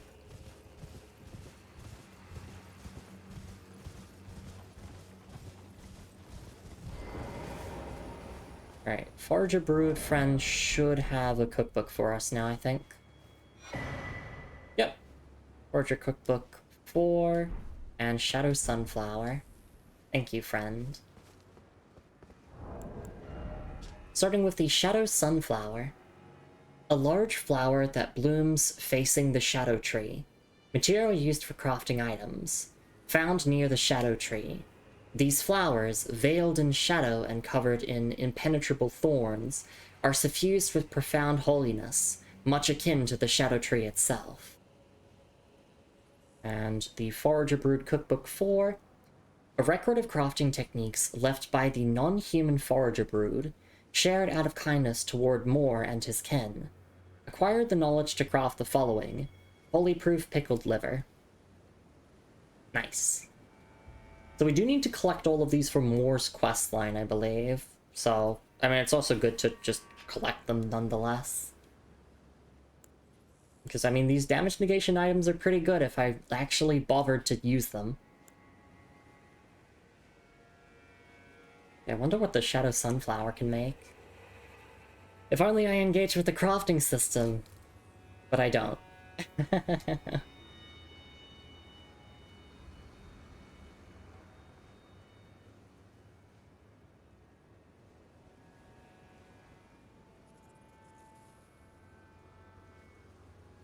Yeah, let's use a rune art. Back to the Holy Proof. Pickled Liver is weaker than base game variant because I'm an error from never bothered to correct. That is unfortunate.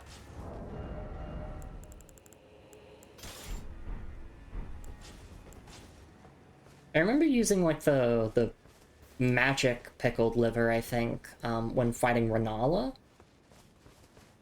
Like, I did that plus also a magic damage resist talisman.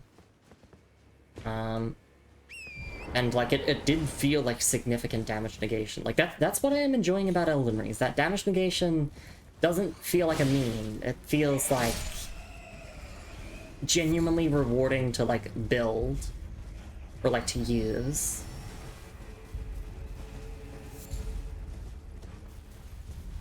I mean, like, shoutouts to Flame Protect Me. Holy fuck, that incantation's so good. In fact, we're gonna be able to use that against Mesmer. That'll be very good.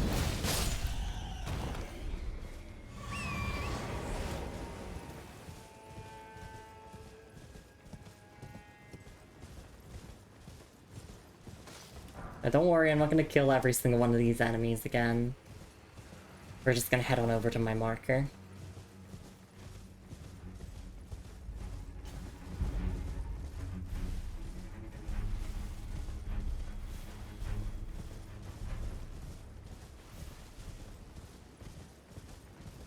Oh, also, I guess we could, like, backtrack to Castellensis to get all of the remaining items from there.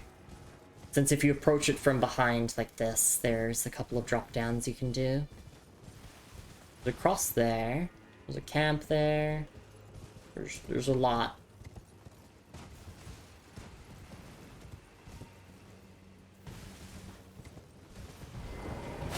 I think regardless of what you think about the DLC, it's very impressive that this is a From Software DLC. Like, obviously this is the most ambitious a DLC has ever been.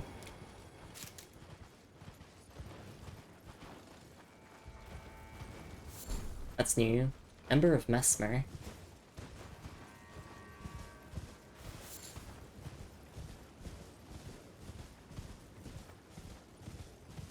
Honestly, I wouldn't have minded if the base game was around this size in terms of, like, how big the world map is.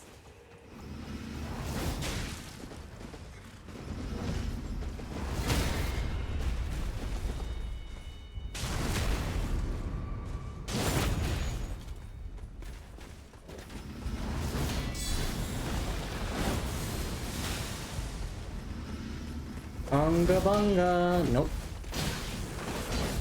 Oh my god.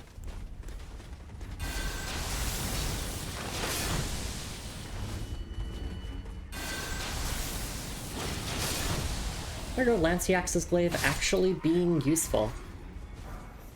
Black Knight armor. Mesmer Soldier armor. Oh, hi there. Oh, I went for the parry. I really wanted it.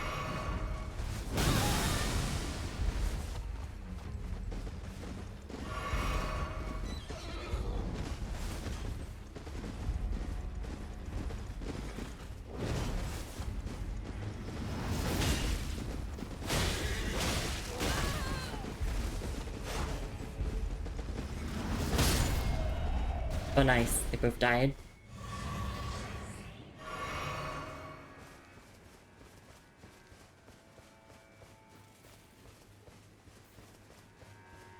Oh, more Shadow Tree Blessings? Or fragments, sorry.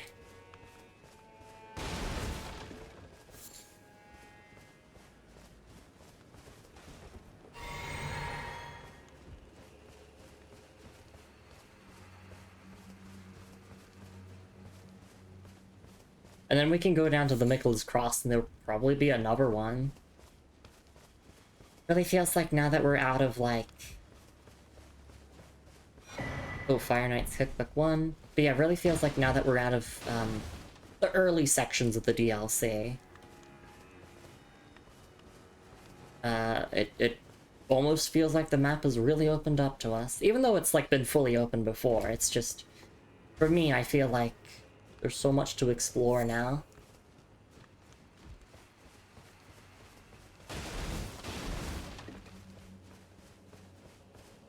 I always tend to miss, like, one or two things from these camps, so I'm just gonna double check that I'm getting everything. And also destroy all of the crates here. It's really important that I do that. Otherwise you can't get the crate smasher ending. Or the barrel smasher ending.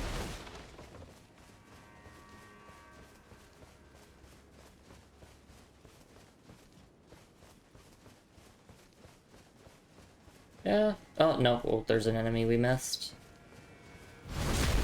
Can't believe they were not aggro that entire time. But, there it is. There's that fucker. There's the prawn. There's a Black Knight as well. But first, let's just quickly hide in here and take a look at our loot that we have obtained. Oh, and I broke the table. Starting with the Ember of Mesmer. Serpentine cord-like ember. Material used for crafting items. Mainly found in Shadow Altus. A remnant of Mesmer's flame. The symbol of the Crusade. It continues to smolder as if crawling across the ground. Okay. Yeah, yet again, there's that continued motif of serpents that kind of started in the base game and is very much continuing here.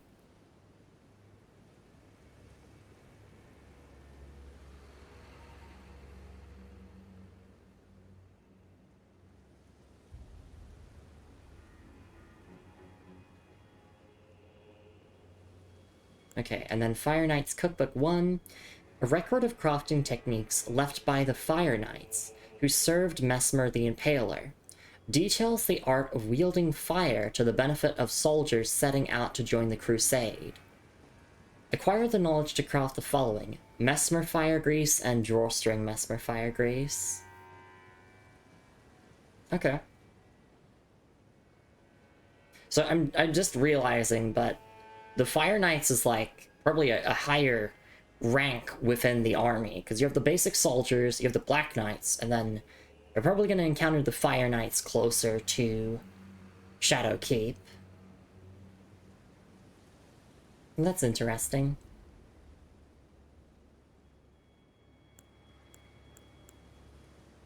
Oh wait, sorry, just checking this again. Yeah. Black Knight Armor. Armor worn by the Black Knights, servants of Mesmer the Impaler. Though the engraving above the heart is a shadow tree design, it is etched in gold, a small consolation to those forced to wage a war without grace or honor. Yeah, so that's pretty much the exact same description as a lot of the other Black Knight armor pieces, or similar. No, similar. It's similar to soldier armor pieces that talk about the engravings.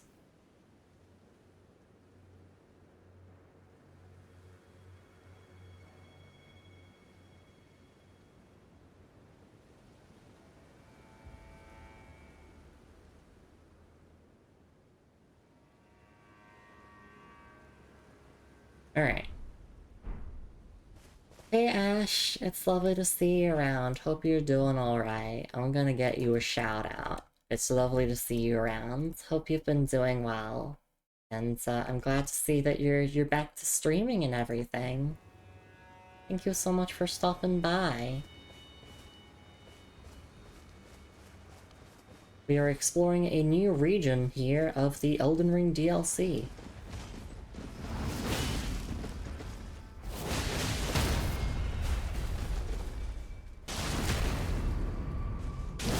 Yavjai started back, and we're real glad to see you around again on Twitch.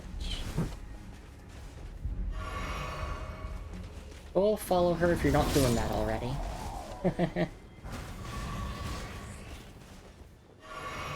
Alright, it's time to kill this prawn. It's my duty.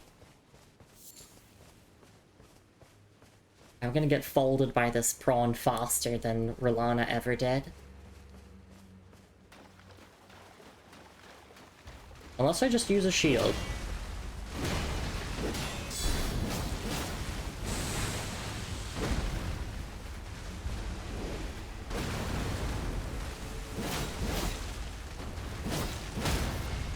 Nice, there we go. Bit of an odd camera angle there, but so be it.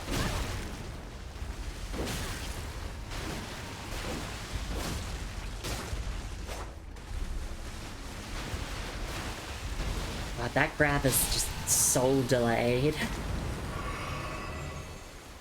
There we go, we got it. I mean, I'm figuring out dinner, so we'll be lurking. Have a lovely lurk, and please say hi to Emmy for me.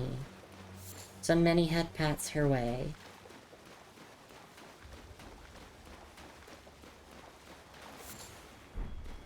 Hope you got something yummy.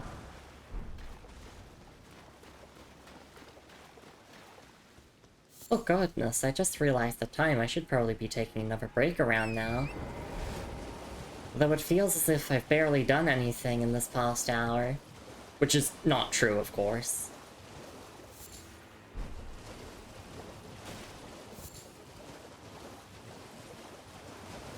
I think... Oh, right, there's a dungeon here, and right, there's a forager brood around here as well, I believe. We could go and do those. Holy, that scared me. That was... How do these things keep happening on my stream? It's always just the pinnacle of comedy.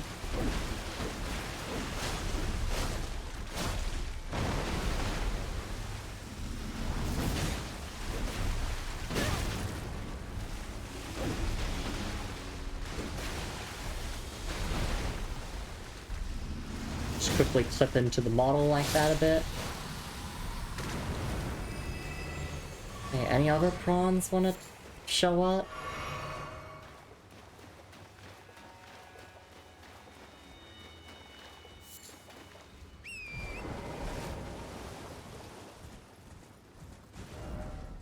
Where was my marker originally? Oh, this, like, village around here. Wait, Miss Begotten are here? Oh, Miss Begotten are here.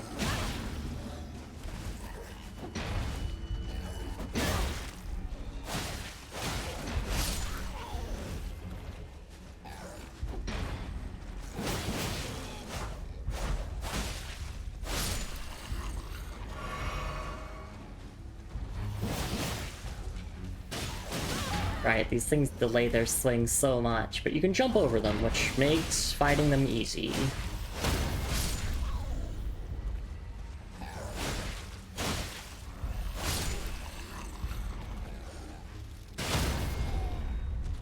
Thank goodness for Milady having a jumping thrusting attack.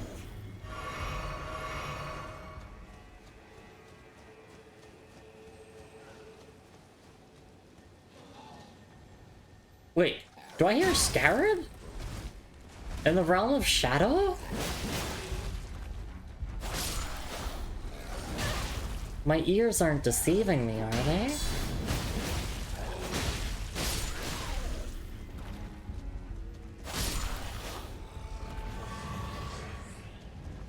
I see it over there. Oh, there's a dragon as well.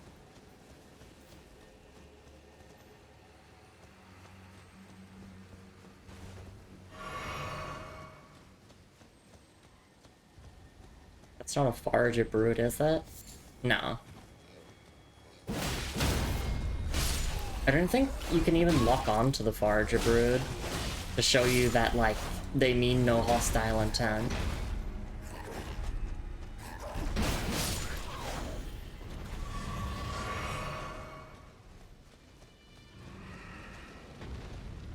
Fairy dragon. Oh, your scarab, what the hell?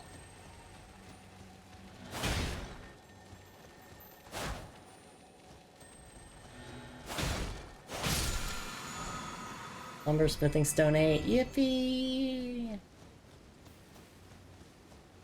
Another one here as well.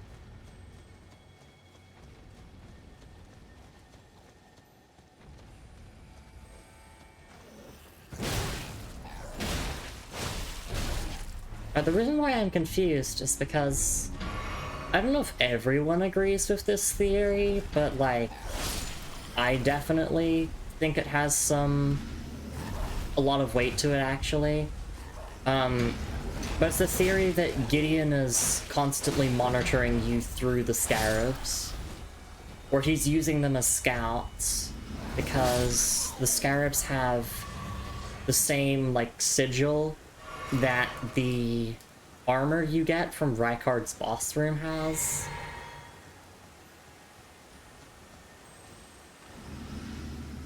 I think it's on their bodies or like on their heads. It's kind of hard to see when you're trying to kill them. So I'm just thinking like, oh shoot.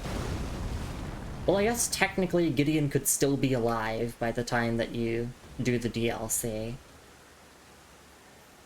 Piercing throw.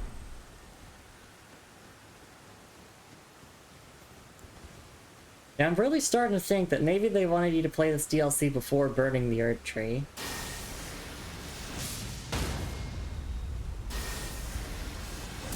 Oh, alright, time is convoluted in the lands between or something.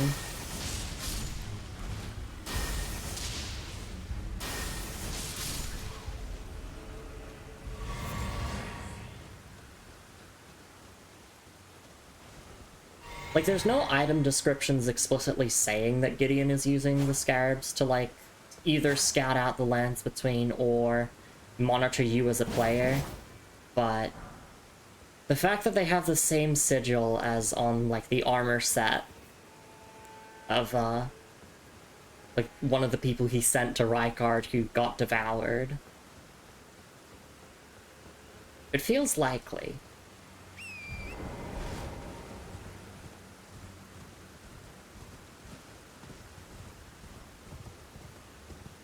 Yeah, there's a Forager Brood here. And just confirming, yeah, it doesn't let you lock onto them. That's a good way to know if something's friendly or not in the Souls game, is if you can lock onto them, then they're most likely an enemy.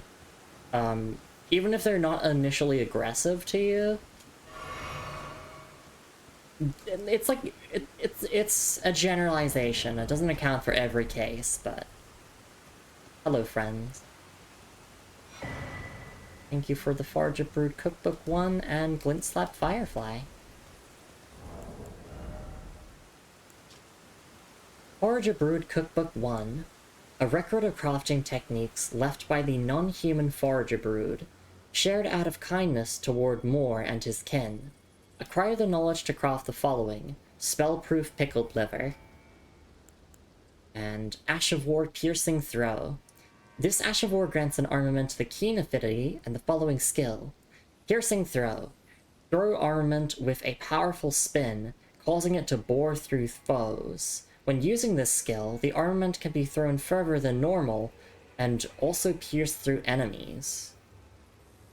Okay, usable on throwing blades. Oh, okay. I was confused what they meant by you can throw things further with this, like, but you can't throw your weapon normally? Yeah, it's for throwing blades.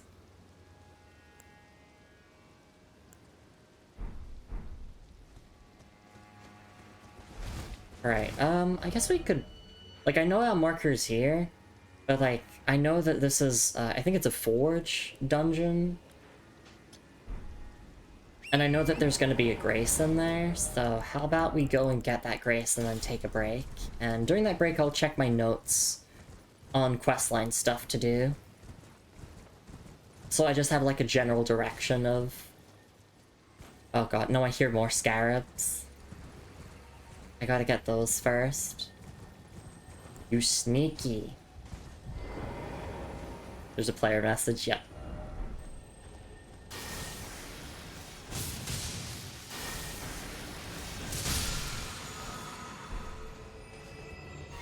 Oh my god, no, I meant to hop on Tarnt, but that's fine as well.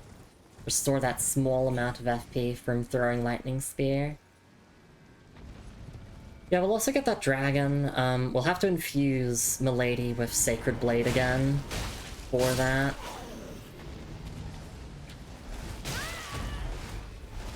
We don't have to, but, like, it would make life easier.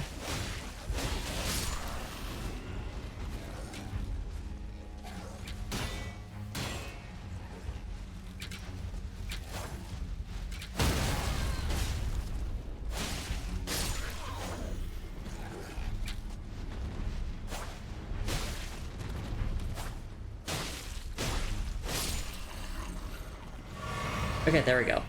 That confirms that I've cleared out everything. Hear me out, wing stance set to Sacred Affinity. Ooh, that could be good. Especially since, you know, our faith is Oh my god, there's an arrow stuck in my head. There we go, it's gone. It's cool that, like, the Black Knights are fighting the Ghost Flame Dragon there. Definitely helps the world feel more alive when, like, you have those enemy factions against each other. For instance, in Dark Souls 3, I really like, towards the boss fight with the Abyss Watchers, how the Dark Wraiths are, like, fighting the Abyss creatures or whatever.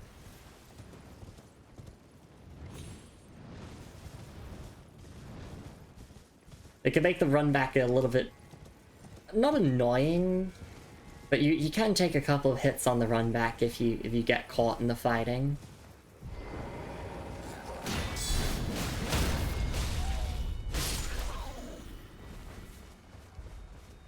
Also, one thing I forgot to mention, and one thing that I didn't do at all during Renala, but you can parry her, so... A lot of people just choose to parry her to death. I stubbornly decided I wanted to do it without parries.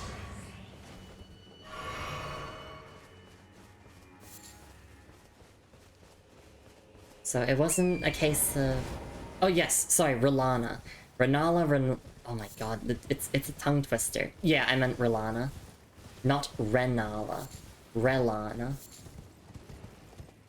Sorry if I mixed the two names up. You're too short of someone voice tanking or killing her with one use of wild strikes. You didn't spot the difference. You know who I mean. Because you can't parry Renala from the base game. I mean, well, no, technically you can with, like, Tops's barrier. But that's not what I'm saying. Like, I guess that is technically parrying the sorceries, but you know what I mean. Lord.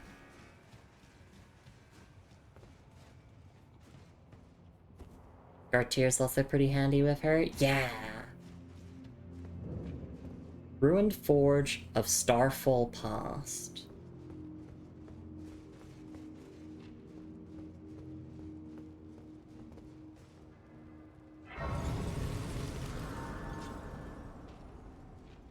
Alright, how many more runes to the next level? 90k runes? We'll just wait until the end of this dungeon, I think.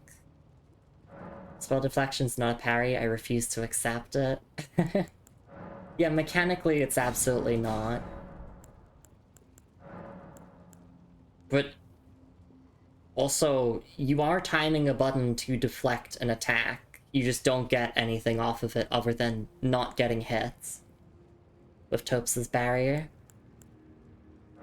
There we go, Shadow Tree Blessing, level 9, baby! Alright, I'm gonna go for a little break. I'll be back in a couple minutes, and we'll do this dungeon after the break, and we're just gonna keep exploring Shadow Altus. That's kind of it. We're definitely gonna be spending a lot of streams in this section of the game, without a doubt. Actually, while I'm here, oh! I actually missed something. Yeah, talk to Letta and Hornset at the High Cross Road, Grace, then speak to Freya. Okay, so we need to go and speak to Freya after the break. So I'm gonna make sure that I don't forget that. Let me just update my notes while I'm here. Yeah, we defeated the invading Fire Knight. Forge Brewed Cookbook, we got that. Apparently we need to return and speak to Moore as well now. Okay, so we'll do this dungeon, and then we'll go and speak to Freya, and then we'll go and speak to Moore for their questline stuff. I thought it was okay to not look at my notes for a while, but it's probably important that I don't forget to do these things. Just double checking. Okay, yeah, I already have marked off a bunch of things to do in the Shadow Altus in terms of quest lines. Alright. I will actually be back in a couple minutes. Please take care of yourselves, everyone. And we'll be back with the Ruined Forge and some more NPC questing after a short little break. We'll see you all then. Take care.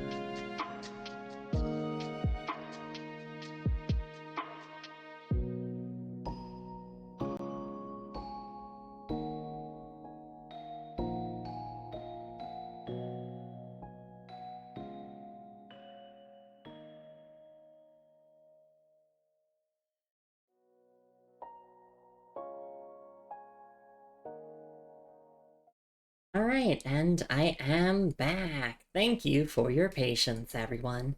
And welcome into stream, Julie. I hope you're doing alright. It's lovely to see you around. Alright, yeah, let's do this dungeon before we go back to our NPCs and check in with them, because... I mean, yeah, that's important. Gotta check in with all the homies, see how they're doing. Well, here's the thing. Are they homies, or are they just being charmed by Mikola to be our homies temporarily? Like, what if Moore is actually evil? Could you imagine evil Moore, and he's like, I hate finding things for you, for Lady Letta, her allies? Could you imagine how terrifying that would be? Welcome back, thank you both.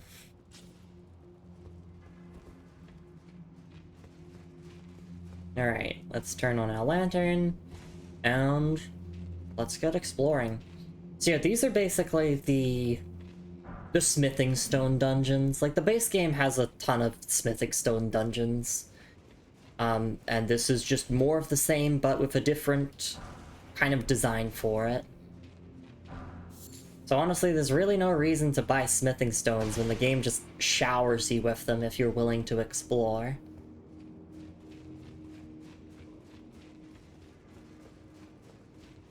Gonna make sure that I mean, actually, no, it doesn't really matter whether I pick them all up or not, because I don't need them.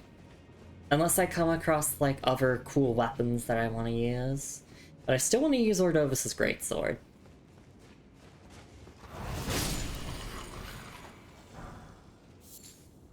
Flyer head. Oh my god, look, it's hidden walls.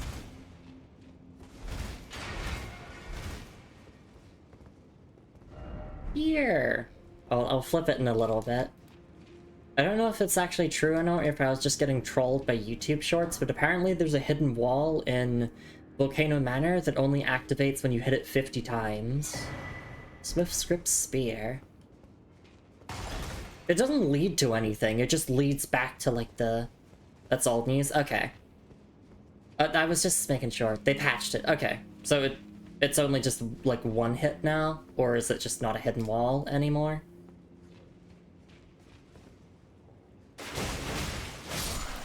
I just didn't know that that was a thing at some point in the game. Okay, it's not illusory anymore.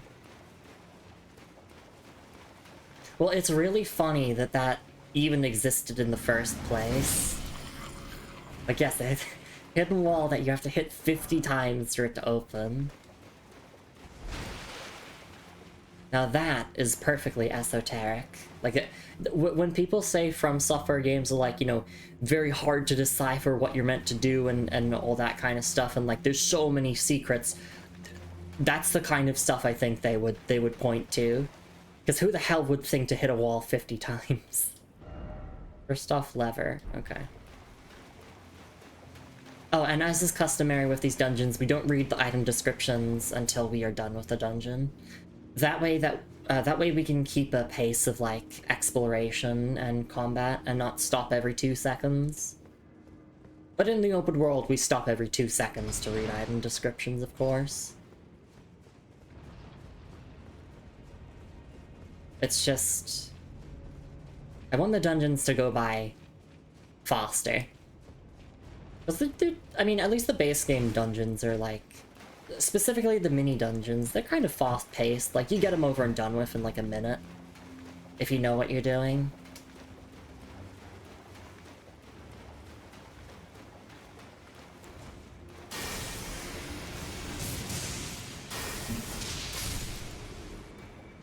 No horse ahead. That's tragic.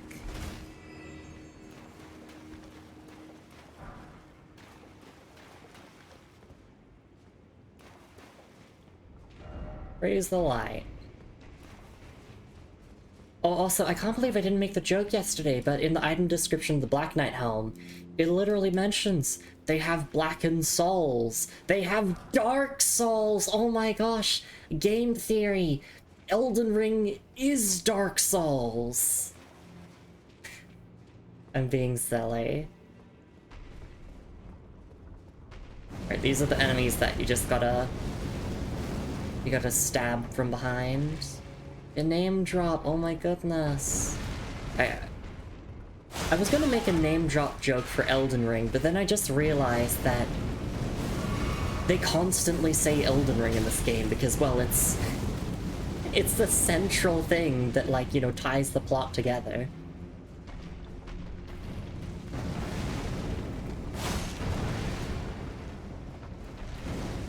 Like, I'm pretty sure the second sentence that is ever said in the game, in the opening cutscene, says Elden Ring. Because I think the first line in Elden Ring is the fallen leaves tell a story.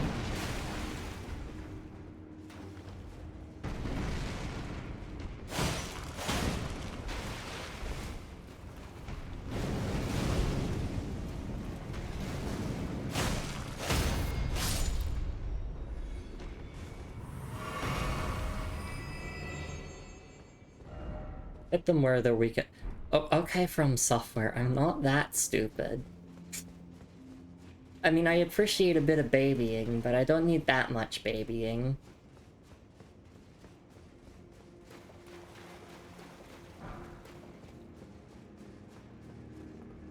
I might actually use Ordovus' greatsword for this dungeon, just because, like... I don't know, I'm just in the mood to use it. Which means that I should unequip Rolana's cameo, but I can't be bothered.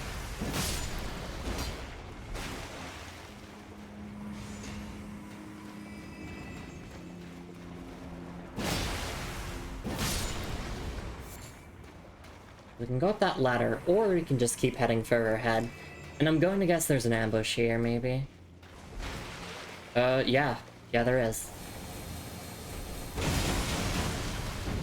Yeah, I wanted to use Ordovus' greatsword just to poise break these smiths a lot easier. Or, it's stance break, it's not poise break. I always just say stance and poise interchangeably. Oh, well, thank you for having your back to the wall. Really appreciate it.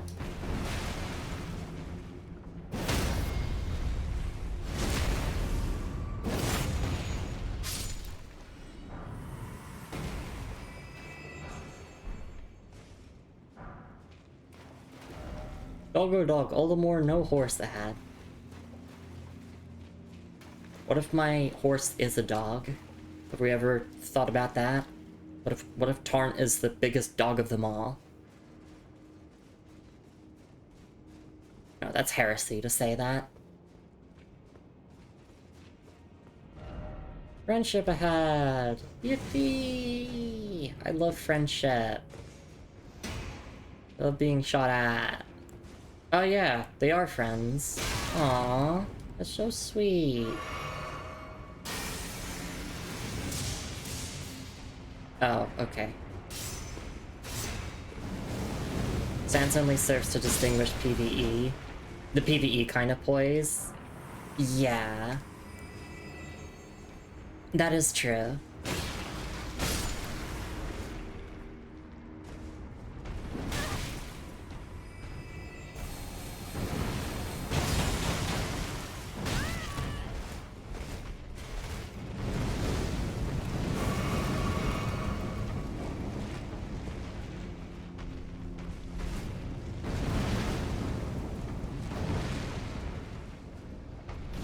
Wait a minute. Oliver Ariandel, is that you? You've got a big soup ball, and it's spouting flames.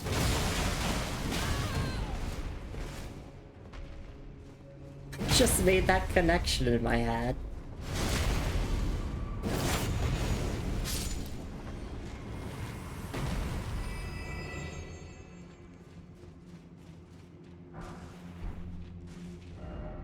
Player head. Oh my god, look, it's a hidden wall. Look, it's a hidden wall. Everything's a hidden wall.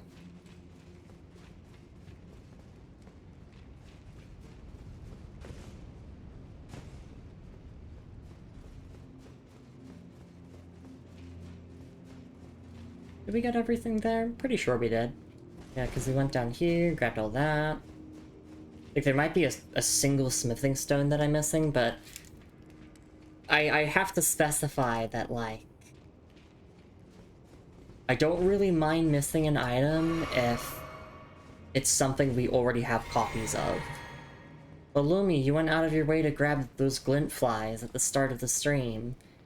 Yeah, because they were just, like, right in front of my face, and they were annoying me that I didn't know how to pick them up. Here.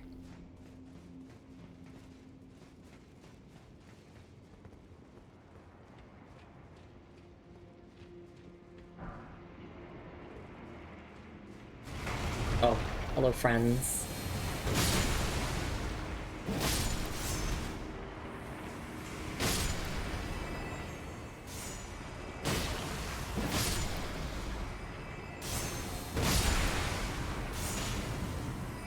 Yeah, I think Ordovus' greatsword was a good pick for this dungeon.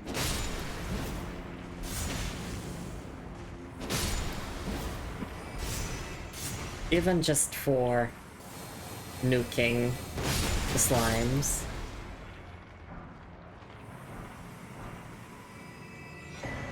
Smithing talisman. Okay. Oh, I'm gonna have to guess what that does, because I'm not looking at its description just yet. I mean, you could tell me what it does while we finish exploring here. Like, I wouldn't be upset about that. But if I had to guess, maybe it makes the Smith script weapons better? I don't know. It feels like this DLC might have a pattern of oddly specific talismans that work in oddly specific situations.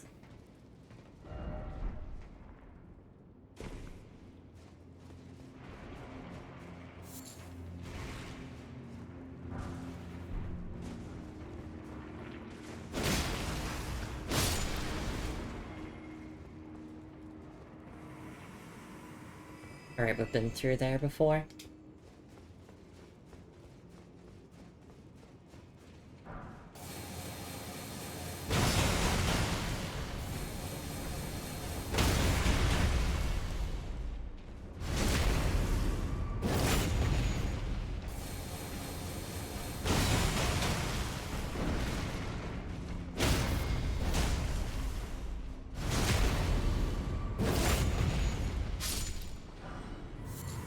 Or smithing stones, yippee!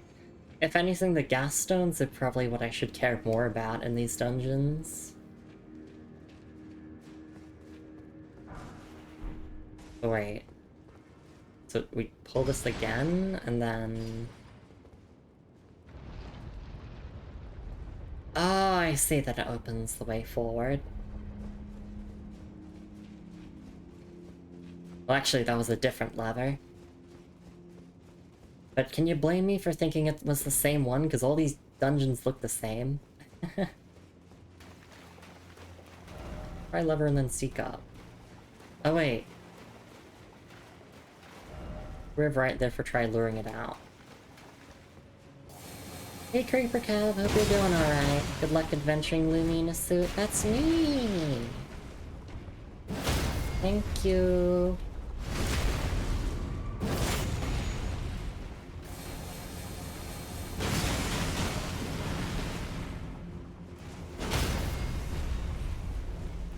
We beat another major DLC boss, which is very nice.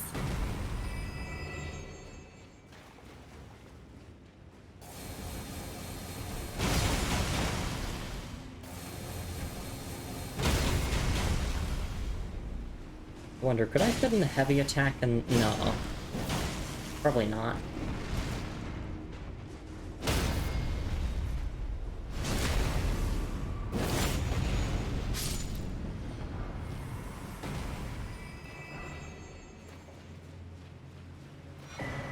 Smith script Cirque. Okay. Dead end. Light.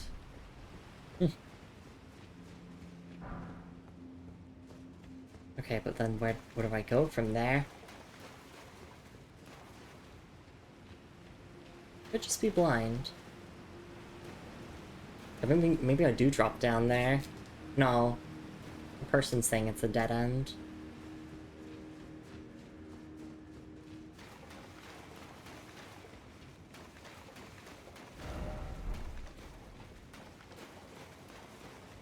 Oh wait, this way. There we go.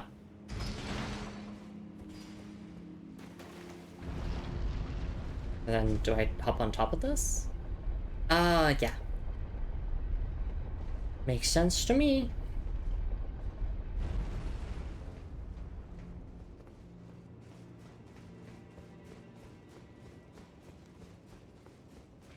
And this is the end of the dungeon. Right, these ones don't have bosses at the end. Adventures are so plentiful. You're getting answers to some of your questions too. Oh yeah, definitely, but I'm also getting more questions.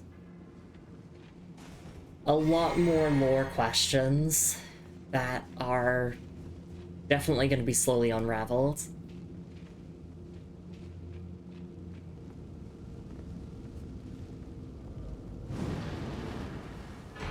There we go.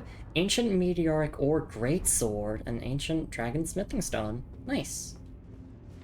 Oh, I'm actually kind of glad that not all the dungeons in the DLC have a boss at the end of them.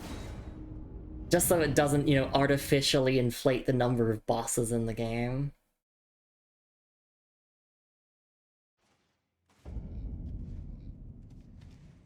Yeah, no copy-paste bosses. Or not too many of them. Alright, yeah, let's head down to the Grace again here. We should be able to level up, and then we're gonna take a look at all the item descriptions we got for everything we obtained from this place. Then we're gonna go and talk to Redmane Freya and more, and then we're just gonna keep exploring from there. Oh, okay, I'm short, like, what? Yeah, roughly 30k runes, so... Let's just read out item descriptions first, and then we can level up. Starting with the Ancient Meteoric Ore Greatsword. One of the treasures of the ruined forges. Greatsword of ancient meteoric ore, ending in a sharp point. Fashioned from an excavated shard of an arrowhead that was once part of the old god's arsenal. A capable piercing weapon that excels at thrusting attacks. And the unique skill is White Light Charge. Summons white light from the crevice in the weapon's ancient meteoric ore, using its power for a charging attack which pierces foes. Additional input causes the light to explode. Yep, it's a colossal sword that scales on strength, dex, and arcane. Okay, and it also does a bit of magic damage. I mean, it looks cool, but also in terms of lore, that's interesting. The excavated shard of an arrowhead that was once part of the old god's arsenal. Okay.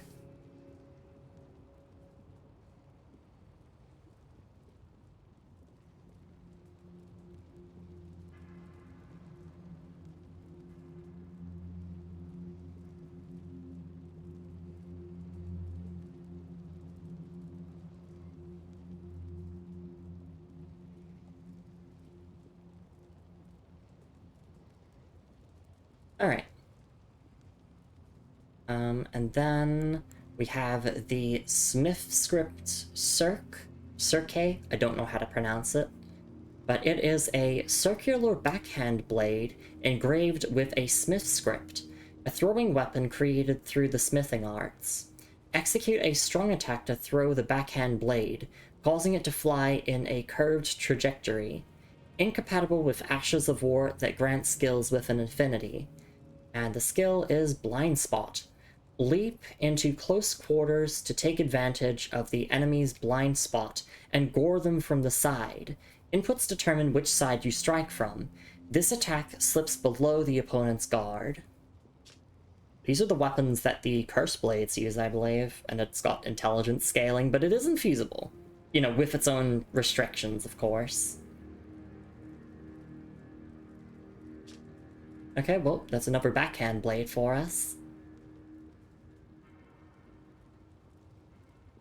And then we have the Smithing Talisman, which I was curious what this does. Smithing Talisman. a talisman depicting an ancient smithing hammer, inscribed with a smith script, enhances weapon throwing attacks. In ancient times, smithing was a divine act, and blacksmiths interpreted the script they perceived in the wrinkles of molten steel to imbue weapons with souls. Ah, interesting. So yeah, it's just...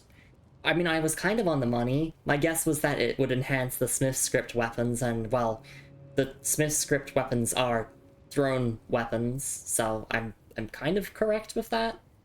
Yeah, I'd say I'm correct. But interesting lore bit at the bottom there as well.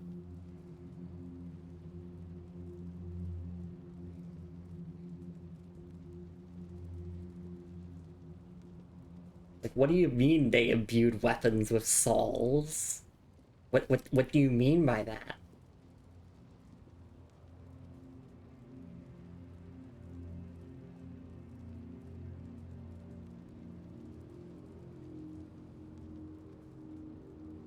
Alright. And then Smithscript Spear, a lost description to look at for now. Spear engraved with a smith script. A throwing weapon created through the smithing arts. Execute a strong attack, a dashing strong attack, or a mounted strong attack to throw the spear. Incompatible with Ashes of War that grants skills with an affinity. And of course the skill is Impaling Thrust, which is not unique. But yep, Smithscript weapons. They have souls in them, I guess. They're kind of living weapons in a way, if you think about it.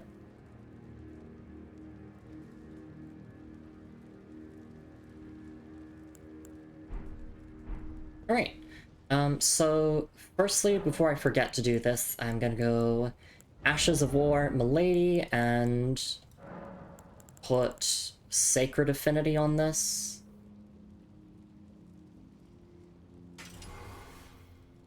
Just for the time being, to kill that Ghost Flame Dragon. But before we go and kill that Ghost Flame Dragon, we're gonna go and talk to Redmane Freya. And then we're also gonna go and talk to Moore. Or sorry, Sir Moore. Can't put any disrespect on my boy's name. I'm gonna unequip my Milady. There we go. Unequip the Milady and then talk to Milady. In battle, you can be sure I'll hold my own. Oh. In battle, you can be sure I'll hold my own. Okay, she doesn't have any new dialogue. Guide is wrong there. She doesn't have anything new. In battle. Let me double check. Okay. What if I go back to Letta and Hornscent? Maybe they might have something new? I'm gonna go back to them, talk to them again, and then go back here. Plus we need to accept the monk's offer first. Potentially, yeah. But the monk's offer is mentioned a little bit later in this guide, so that's what's confusing me. It specifically says, like, go to this grace, talk to Letta and Hornscent, and then go back and talk to Freya. I don't know what dialogue they're talking about, because it's not triggering. We are all utterly it is what binds. Actually. We are all it is what binds. Let me just do this dialogue again. Wondering about the horns. True enough. Long ago, Queen a cleansing by fight. No wonder the horn sent hope. That aside, and in this regard, they were never saying they just happened to be, but it's still a... Okay, and then talk to Hornscent again. Go to the misshapen tree of Umbra. In that forsaken place, blood must spill. The blood of your fellows, the Earth Tree faithful. Okay. Now we'll go back.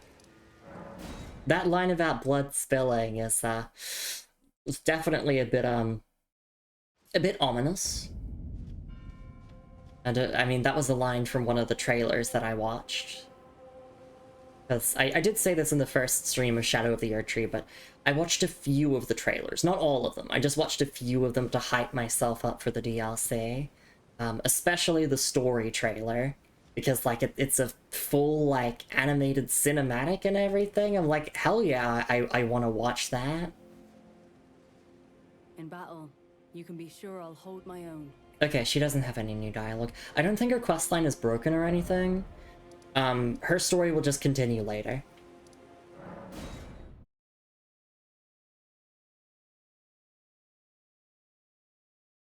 I don't think Onsbach would have anything to say.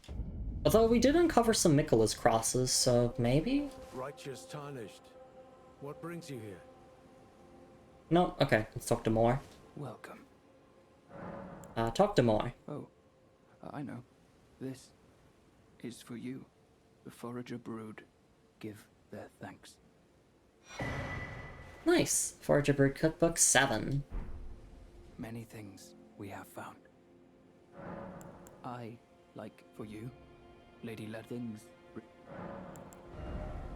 Alright, I guess I could sell some stuff to Moore. I have a bunch of dupes of things that I don't actually need.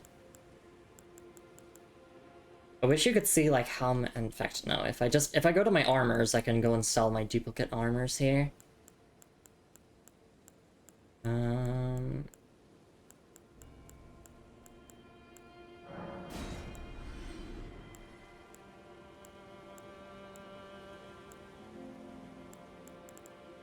I'm not gonna bother too much with selling all the dupes here, but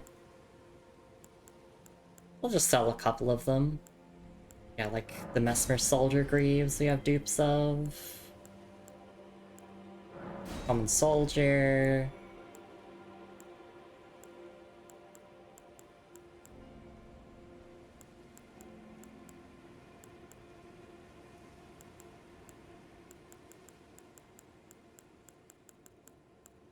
Okay, yeah, that's fine for now.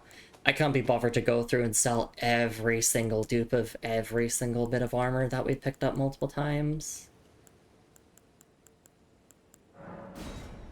Unless it's like some really obvious dupes that I see where I don't have to spend too long to sell them all. Alright. Goodbye. Goodbye. What do we get from Forager Cookbook 7? Forager Brood Cookbook 7, a record of crafting techniques left by the non-human Forager Brood, shared out of kindness toward their savior whose name was unknown. Acquire the knowledge to craft the following: Spirit, Raisin, and Charming Branch. Charming Branch, you say? Oh no! No!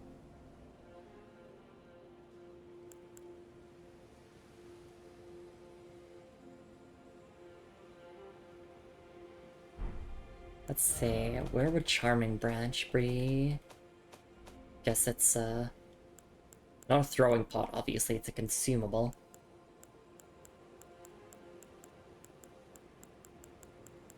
Where are all the graces? Oh, Charming Branch. Okay. Charming Branch. Branch blessed with an incantation of unalloyed gold. Profitable item. Uses FP to stab an enemy, charming it and the surrounding enemies. Charmed enemies act as your allies for a short while. Those who would otherwise be at each other's throats are united in service to Mikola, as long as the charm that binds them remains intact. Yeah. Oh, as soon as that charm breaks, things are gonna go to hell. I know that Hornsent's gonna fucking hate our ass. But might even try to kill us as soon as that charm breaks. But I'm excited for that. I'm really excited. That's so cool from a story perspective that currently right now, like everyone who's searching after Mikola right now is all under his charm. That's scary. I keep saying it, but it is very scary.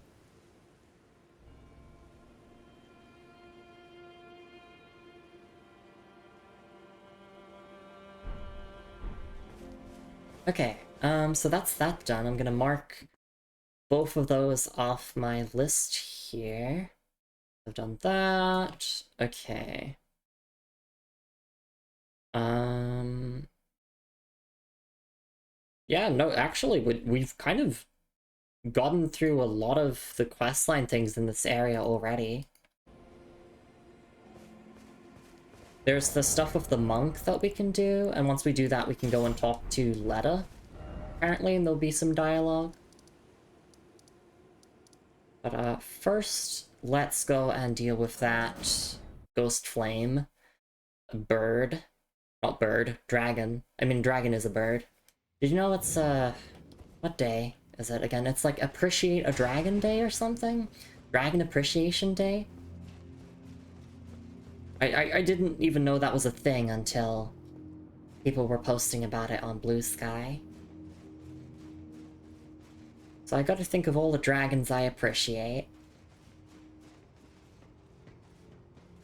Especially in From Software games. I thought your comment on Orchard's post was really cute and sweet. And I would say all of those things to you as well, Moon.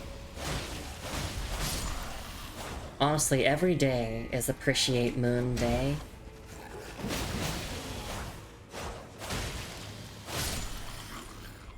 Every day is a day for loving my wife. I'm not cute and sweet, I'm mean and evil, grrr. You are, you're so evil. And I don't like evil people, I love evil people, especially if they're sexy.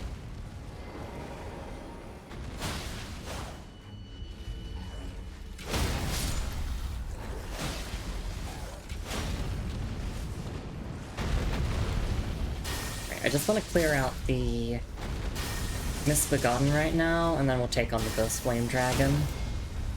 I just don't want to have them annoying me while I'm trying to fight them.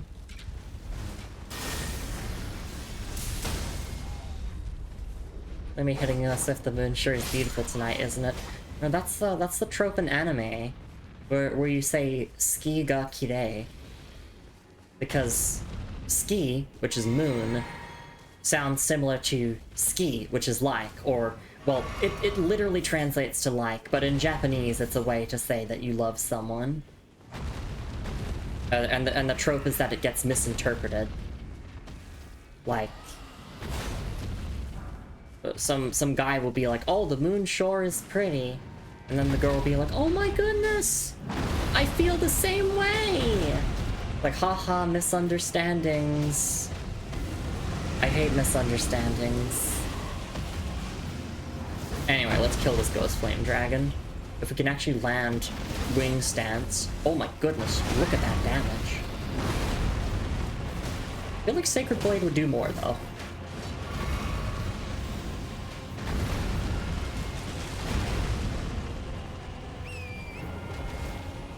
Hate misunderstandings, same. Just like in general, but also like as a trope in fiction. Like if a conflict is something that could easily be resolved within like 2 sentences of dialogue.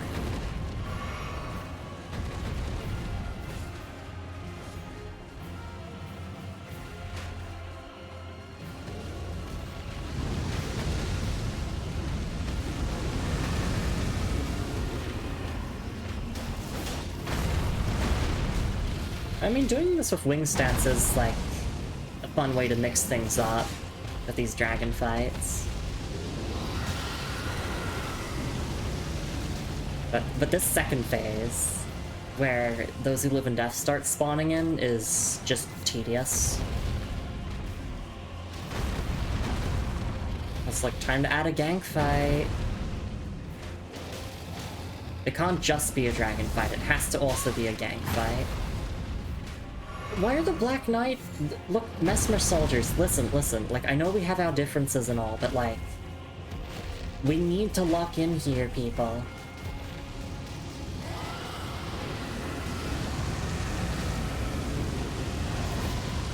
Ow, ow. Damn it. I don't know why I got close.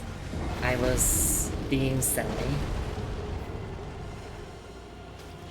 Guy with a great bow. Man, that knight sure is trouble, Dragon Hugh. Dragon Who, not Hugh. Not Hugh. Hugh the blacksmith.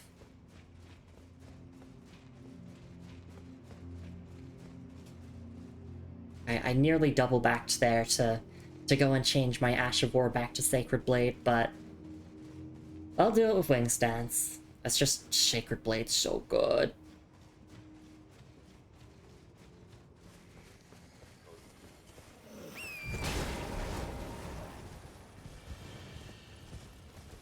Yeah, it was Sacred Blade, but I want to do it with Wing Stance as well. Like, doing it with Wing Stance is fun, you know, it's this thing called a challenge. Well, okay, it's not exactly challenging considering that Wing Stance is ridiculously overpowered. Or, no, I don't want to use the word overpowered. I mean, maybe it is overpowered. Oh, repeating crossbow.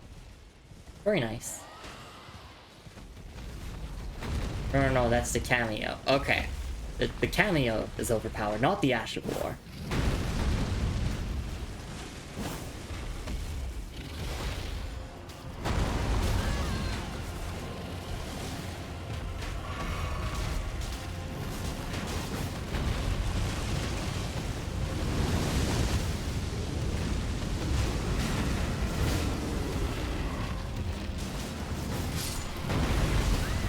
I wonder if I could use the jump from Wing Stance to go over the stomps.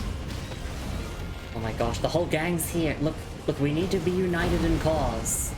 Oh wait. Wait a minute. I just realized. I could use the Bewitching branch, or the Charming branch, and make all of the Black Knights fight for me. Call it doing a Mikola. It would make them less annoying if they were actually helping.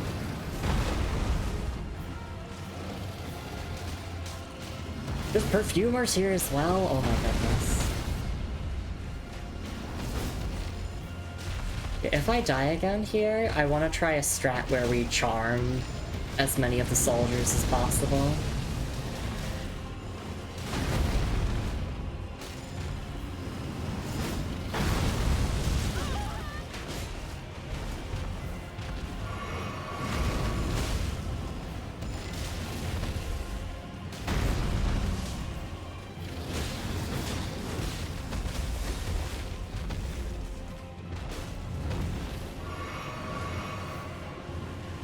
Stance more like Earthseeker.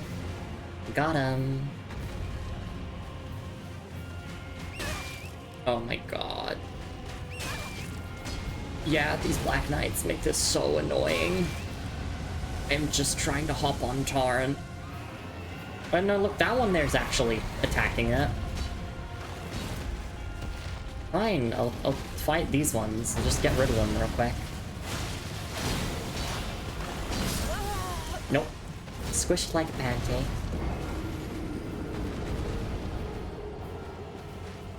Okay, yeah, I'm gonna swap onto Sacred Blade, and I'm also going to bring some Charming branches and see if we can do it like that. There we go, Ashes of War. Where is my Sacred Blade? With heavy affinity, thank you. And we go to consumables, and we go up here. We don't have any Bewitching branches held. Okay. I don't have any Beast horns either. Because I would have to hunt horned beasts. Oh, that's why I can't make any. I'm only gonna need like 10. You can only have 10 at a time, like, on your character anyway. Oh, while we're here, let's also look at the repeating crossbow. Repeating crossbow. A mechanized crossbow that has been fitted with a fan-shaped contraption. This metallic piece adds a reloading system used in the execution of a unique battle art. And the unique skill is Repeating Fire. This skill readies the weapon's rapid-fire mechanism. Once in ready stance, crank the handle to fire bolts in rapid succession. It's a stance.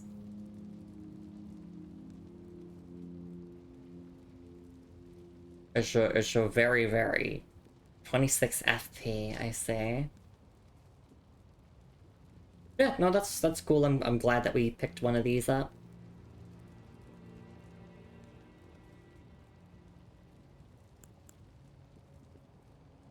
Remember the first boss you fought in the DLC? The very first boss I fought in this DLC would have been the Western Nameless Mausoleum, the knight that was in there, like the Knight of Solitude. Unless you're talking about the Divine Beast Dancing Lion, which is like the first remembrance boss that we did. Or Black Jail Knight. The crossbow we used? Ah, I see. That makes sense. Okay.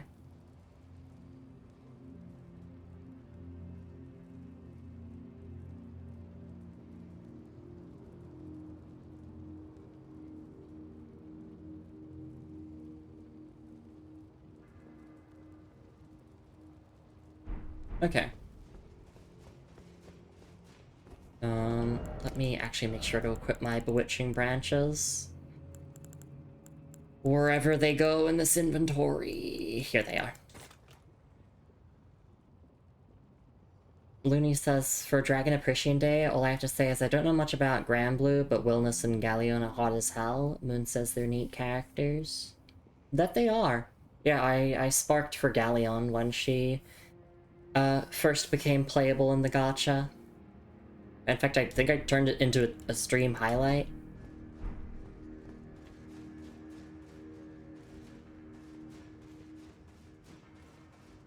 I have Galleon on my file.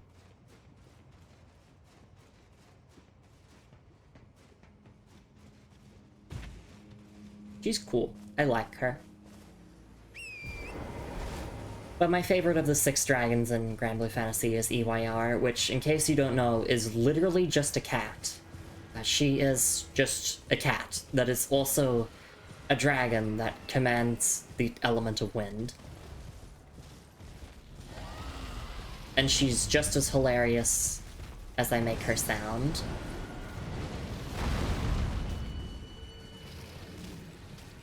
Hi Lumi. Hey Silky, it's lovely to see you around. Hope you're doing alright.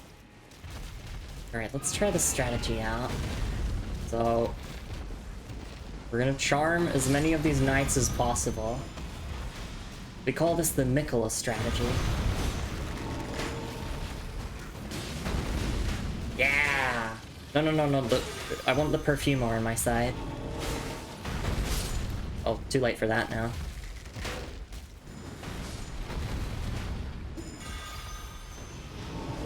There we go. I mean, this is a pretty fun strategy.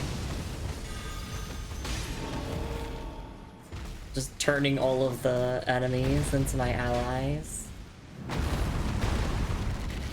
This is certified Mikola approved. What? The fuck you mean you weren't charmed? Well, okay. I guess maybe the Black Knights are immune? I don't know. Yeah, okay, it seems like they're immune. Gee, this is a new experience. To me, I tell knights to die for me all the time. Exactly. It looks fun. It is. It's a silly strategy that, like, by all means, I don't really think this is viable per se, but it's fun. And that's why we play video games in the first place.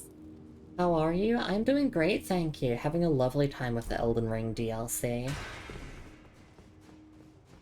Seems like individually charming the enemies made them default to killing each other. Yeah, I'd probably want to use the charming branch, which is a bit more of an AoE charm. I mean, if they all kill each other, that's fine as well, because then it gets them out of my way.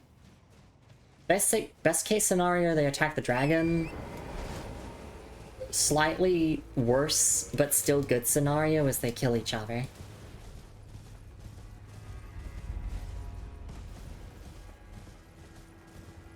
Alternatively, I could just sit around in the area and wait for the dragon to kill every single one of them.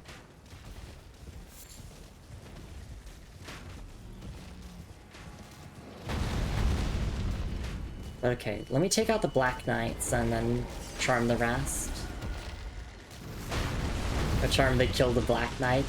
Thank you, Twitch. Oh, I see. Twitch doing its thing. I'll check auto mod in a bit.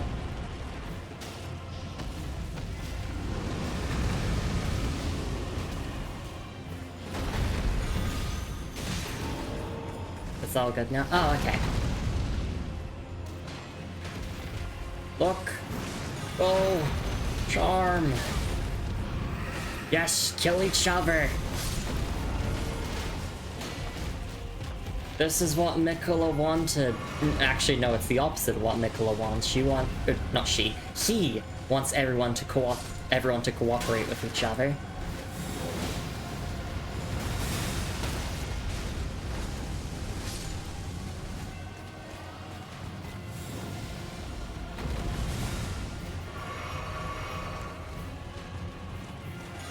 Hey, Perfumer, what are you doing? Okay, there we go.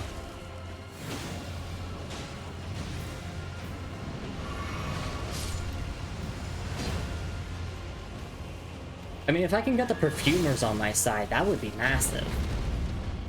Since they could actually buff me, I think.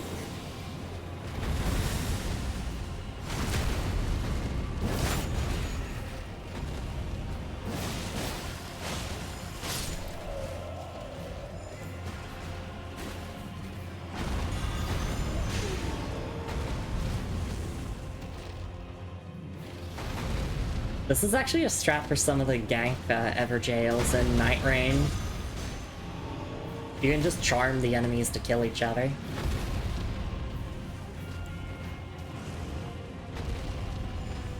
Which, like, is not super necessary, but it does make them a little bit, like, easier in solo play. Great. Charmed Perfumers, and they're just walking. They're so helpful.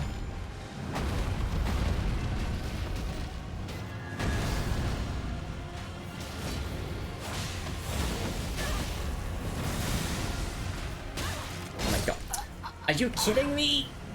The shield bash? Oh, unfortunate.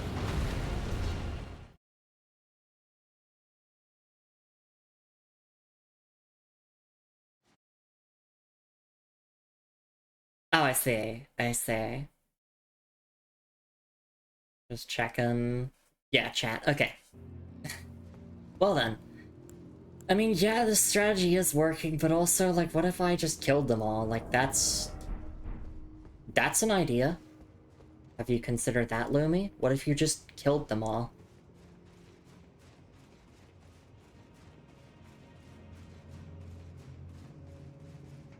You know how I'm gonna deal with this encounter next run I do? Are you gonna use the... like, the AoE charms?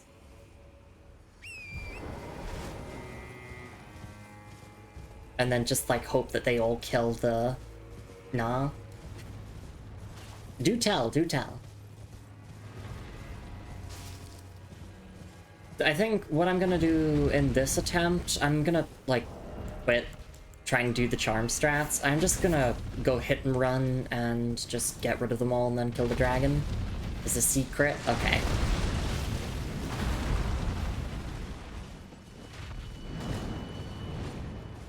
Yeah, I'm just gonna go around doing hit and run strategies and... oh my god, please.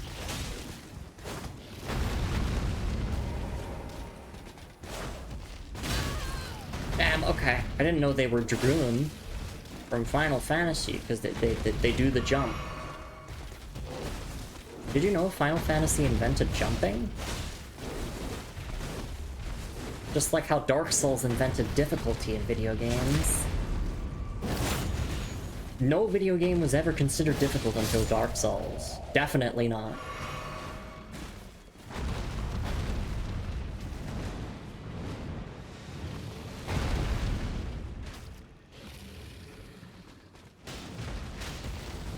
In fact... oh, actually no, this is a good strat. Just kill the Black Knights while they're occupied with the dragon.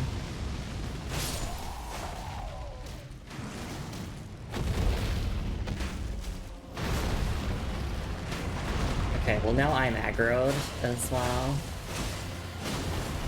Oh, okay, that one's AI just broke. We take those.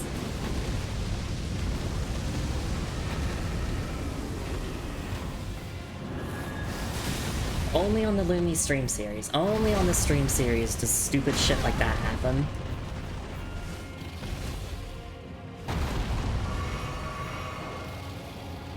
Heavy feel funny.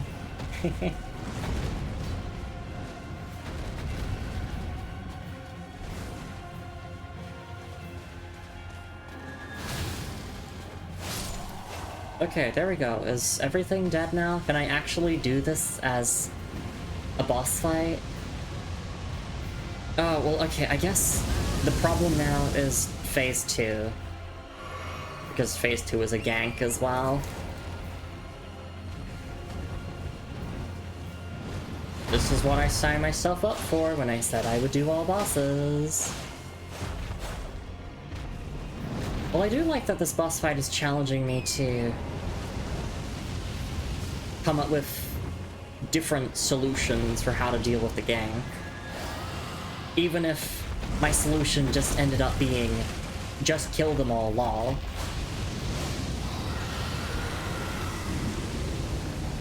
That's my favorite strategy. Just kill them all.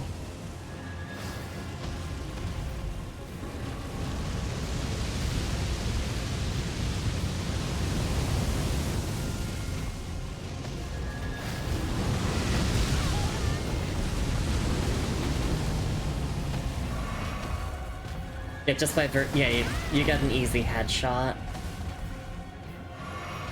So you swinging the blade counts as damage, and then also the projectile counts as damage. So if you land at point blank, then oh boy, look at that damage.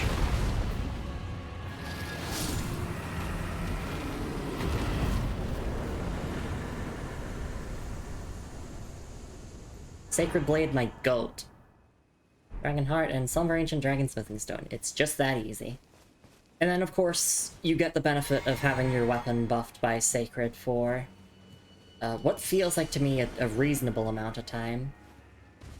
I mean, if it's better than Black Flame Blade, then it's an improvement. Yeah, like a minute. Which, considering that you're going to be recasting Sacred Blade constantly, because of how good the projectile is, really it's just going to last for the whole fight. Also, cheap FP cost is what makes it good as well. I don't know, I'm a Sacred Blade truther. I will gas up this Ash of War. And I will... I don't think I can imagine myself doing a playthrough where I don't use this Ash of War at some point.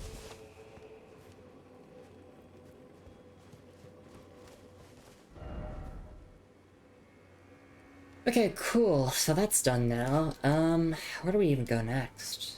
Just keep wandering the vicinity, I guess. Could go down south this way. I don't really feel interested in it. I can go over that way. We should actually take a stretch and hydrate break. It's been another hour of stream. But it really feels like to me as if no time has passed at all. Let me explore a little bit and then we'll take that break. I want to at least, like, find a new grace or something. Oh, actually, no, we don't have any item descriptions to read. Right, because the dragon just only dropped a dragon heart and the ancient somber dragon smithing stone.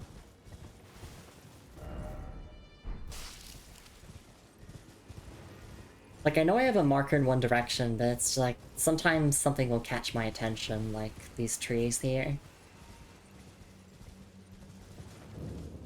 The Morph Ruins. Oh, we need to actually come here for some questline stuff, I believe.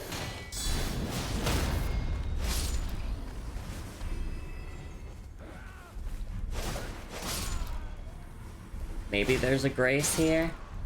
That would be handy.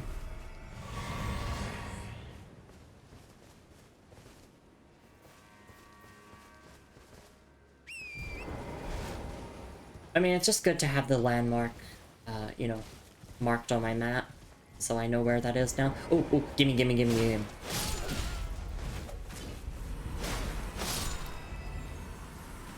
I think it has to be a sparkling pot for it to actually drop something. because I didn't get anything from that kill. Oh, my dogs.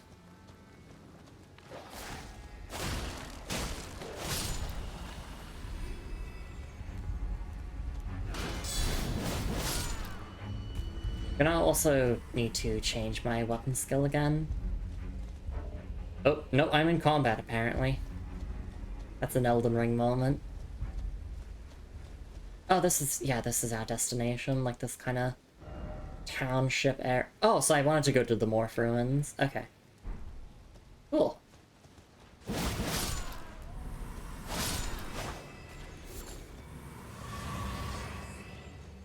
Oh, Nicholas Cross, and there's an NPC here.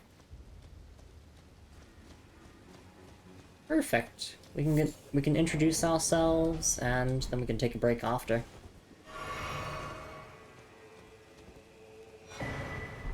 Tree fragment, and of course first, what does this say? Carved words coalesce. I bend here the flesh of my body. Yep. It's just the same as the regular messages.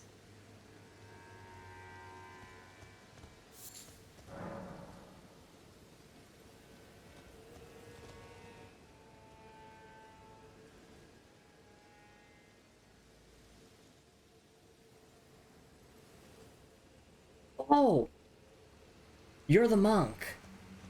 Right. Right. You're the monk.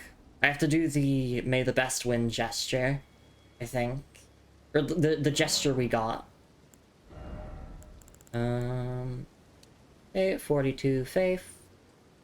We're nearly level 200. Ooh, very exciting.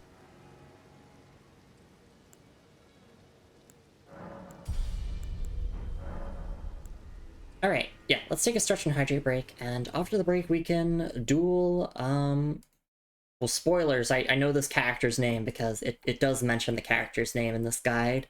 Dryleaf Dane. Yeah. Do the May the Best Win gesture to trigger a duel, then talk to Letta at the High Cross Road Grace. So we can do that. Alright. Yeah, I'll be back in a couple of minutes. See you all then. And, may the best win the duel after my little break. I'll see you all then. Take care, everyone.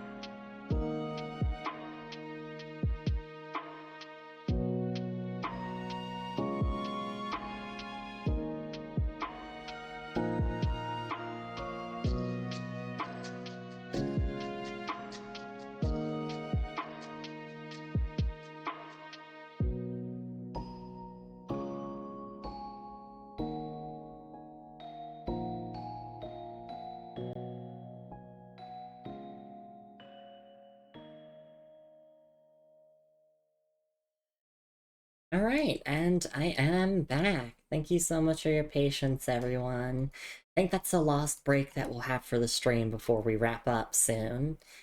Thank you so much for being here, everyone. Thank you for your patience, and I'm looking forward to exploring more of Shadow Altus. But before then, we should do our questline stuff with Dryleaf Dane here.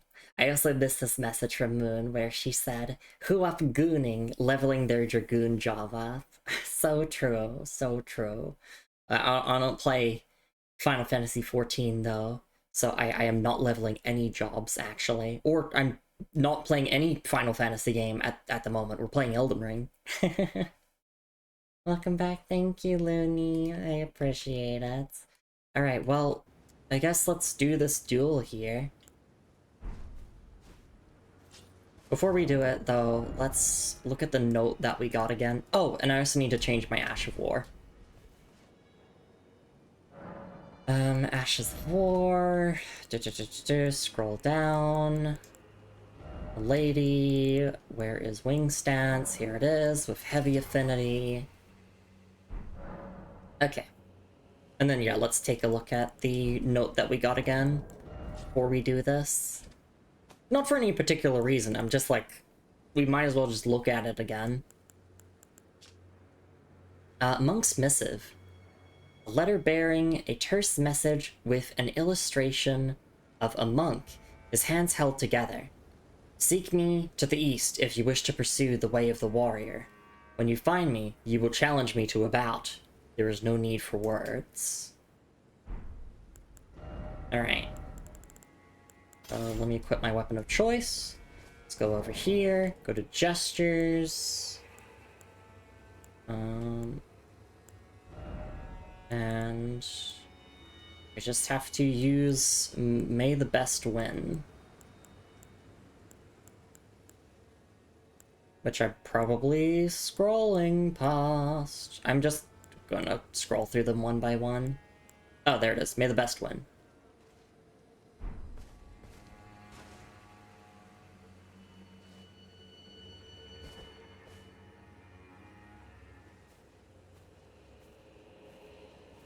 Let's do it.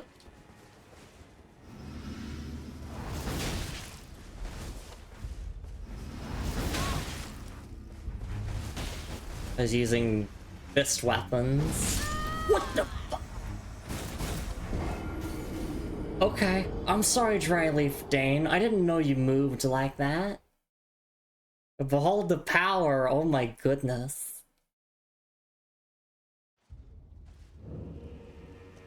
That...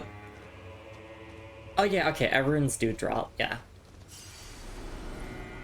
I mean, it also said you died, but it's funny because, you know, when you invade someone typically and you die, it doesn't actually count as a death. You don't lose your runes, but I still always counted those as deaths. Alright, well, let's try that again, I guess. May the best win. Where is it?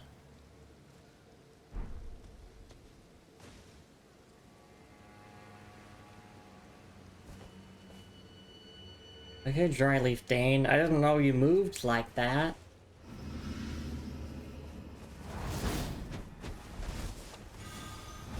Okay, yeah, Miquella's Rings of Light, that makes sense.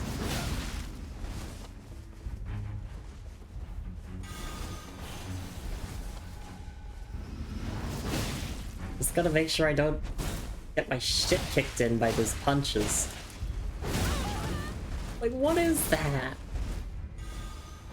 It's the power of God and anime.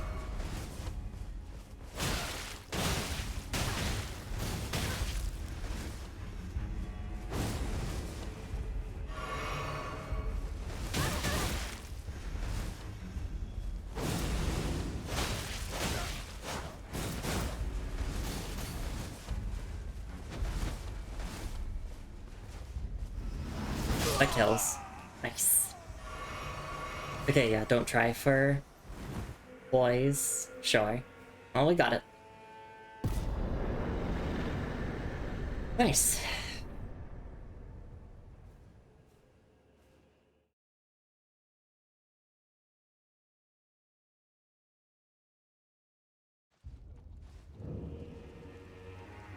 Oh, okay, Dryleaf Dane's gone now.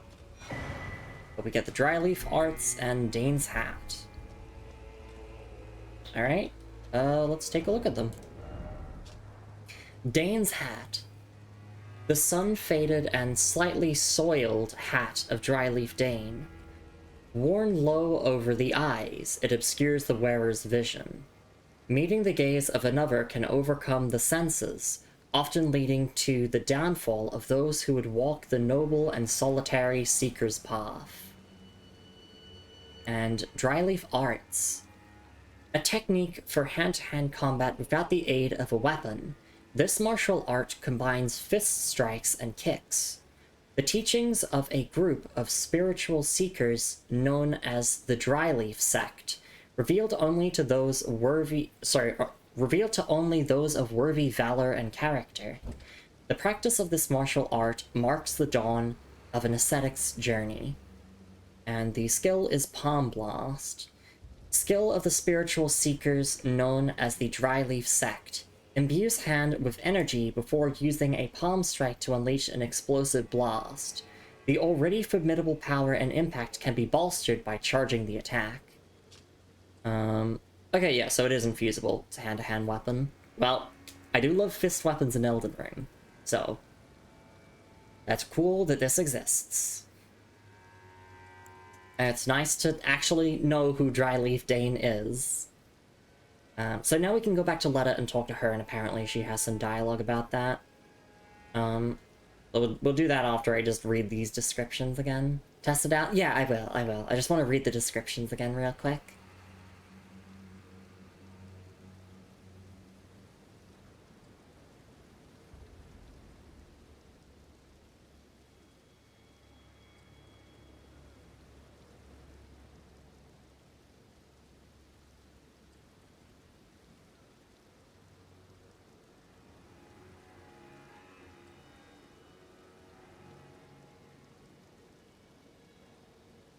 Okay.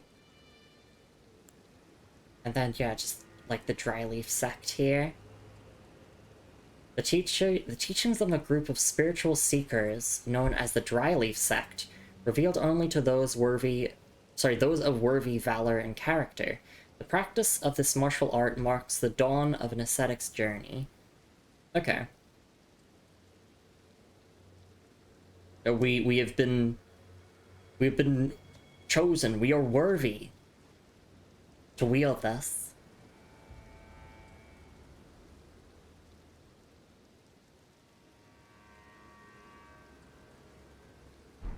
Alright, let's try it out.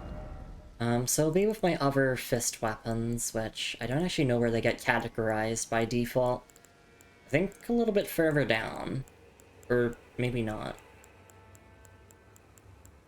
We'll make... Oh no, yeah, here are my fist weapons.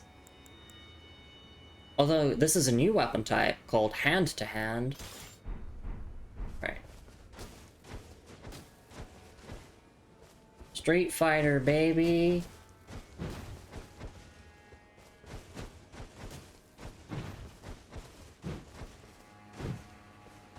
It's pretty cool. Ooh, nice charge heavy as well. Weapon skill. Oh, hi there, unfortunate enemy.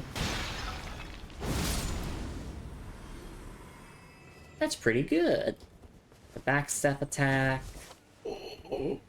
Yeah, I guess if you if you want to do a run where you just play as, like, I don't know, Ryu from Street Fighter. Here it is. Here's your weapon.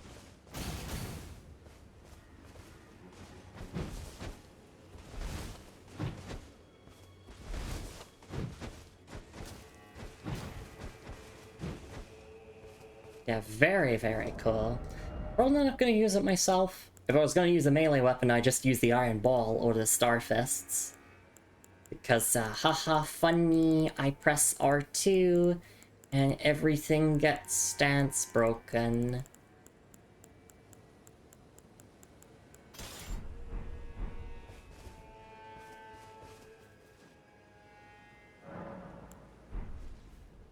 Right, back to Letta. Right, okay.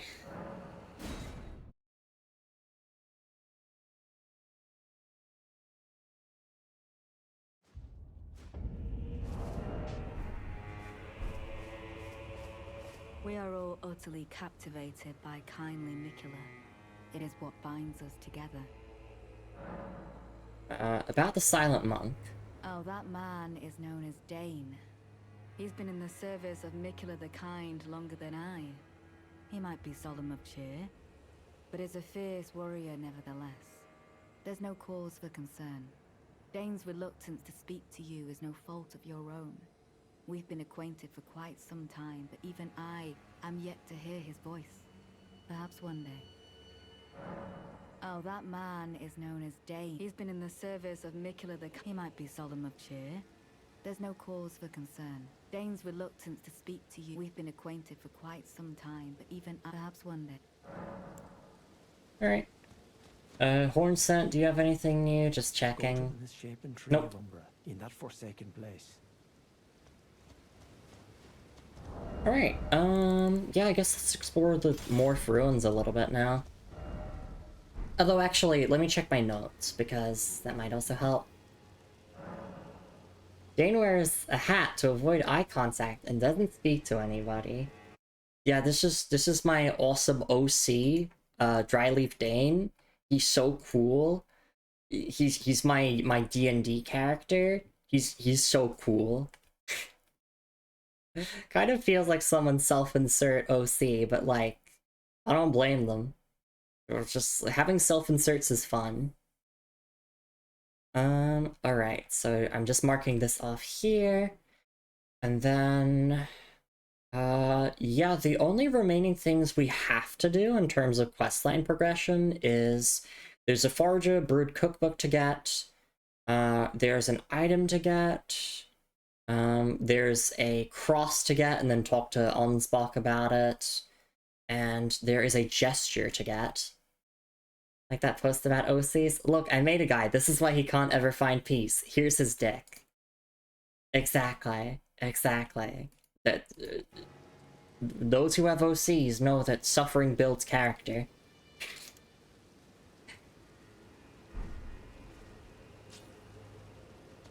You gotta make your OC suffer. Trust me. It hurts, but it's necessary. Anyway, let's explore the Morph Ruins now. I could just go there. I could just teleport there, but I'll just go on horseback.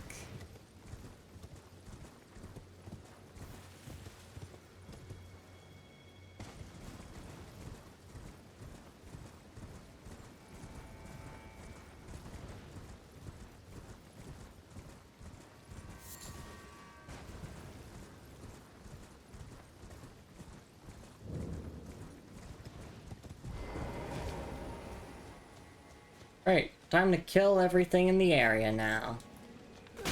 Just as Marika would have wanted.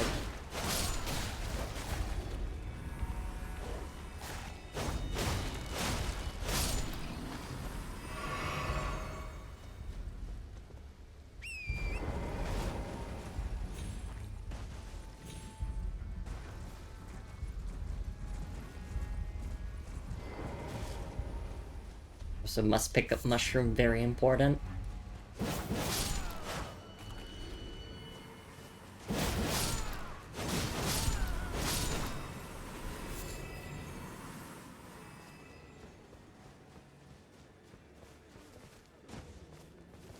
No, they're not friendly. Just making sure.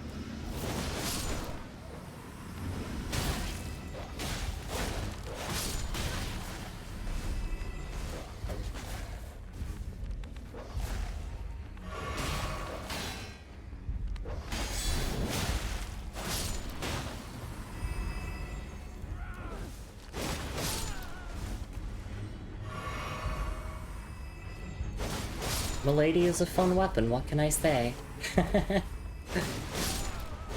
I'm very glad we have a new weapon class, or new weapon classes in this DLC.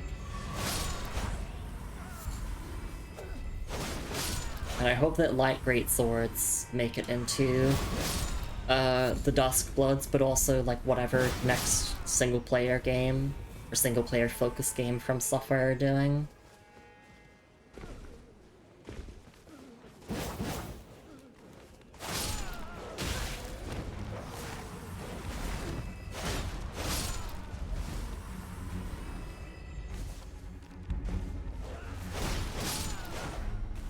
Oh, apparently, people found in the files of Night Rain just recently the IDs of 30 different weapons that don't correspond to Shadow of the Erdtree stuff.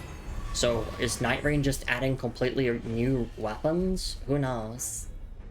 That's what's gonna be anything like Elden Ring? Oh, absolutely not. No, no, no. It's... But I'm like... Are they gonna have the same weapon types?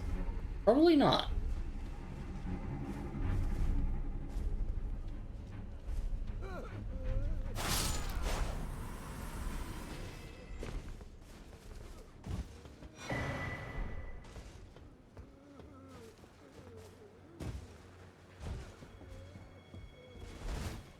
At the very least, the Moonlight Greatsword will be in it, and then that's it.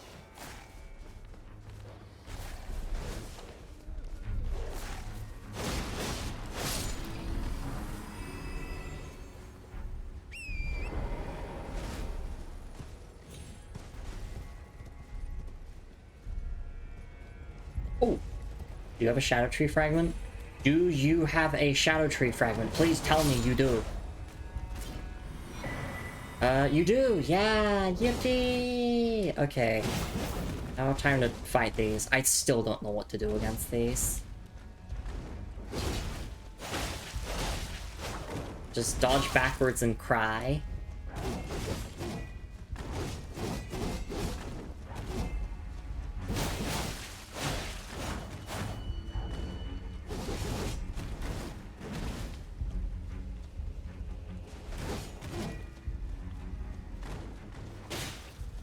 Right, yeah, they have that knife throw, whatever it is, to catch you. Doesn't do much damage, but...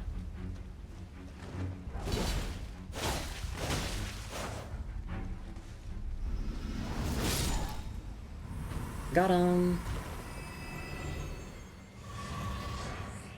Ooh, Ascetic's Wrist Guards.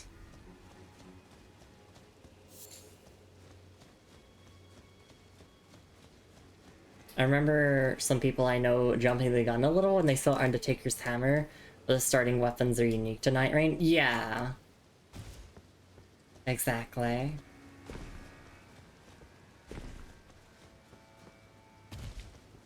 And then, of course, like, every character has a unique moveset with their proficiency weapon.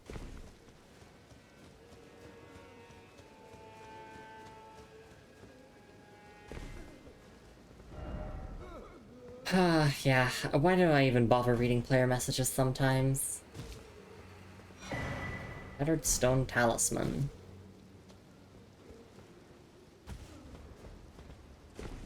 Let's take a break with this, this person here. Shattered Stone Talisman. Shattered Linchpin Stone. Raises sorcery... Or sorry, oh my god, why am I saying sorcery? Blah. You can tell I'm tired and hungry. How do you take the word potency and turn that into sorcery? Well, okay, let me try that from the beginning. Shattered Stone Talisman. Shattered Linchpin Stone. Raises potency of kicking and stomping skills. Linchpin stones are spiritual anchors said to hold the ground in place and quell the fury of earthquakes. When this one shattered, the surrounding town fell into the broken earth. One account claimed that the moon itself had come tumbling down. And Ascetic's Wrist Guards. Wrist Guards of the Tower's ascetics, which embody their commitment to an austere existence of strict self-control. In order to ascend from their mortal flesh to tutelary deities of the land, they heighten their spirituality through severe ascetic training. Okay, that actually makes a lot of sense now. Why we uncover the tutelary deities and where, like, we get the revered spirit ashes from them. Okay.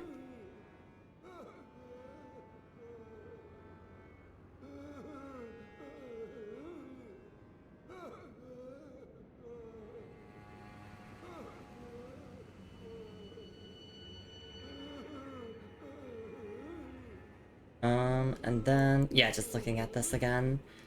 Does this enhance the regular kick skill? Just the basic kick? I don't know how it would enhance it. Like, damage? Maybe? I don't know.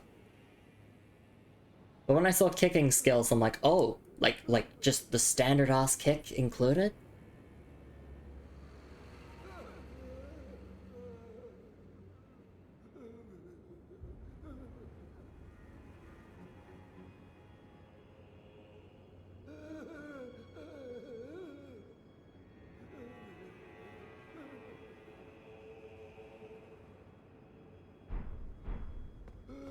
Alright.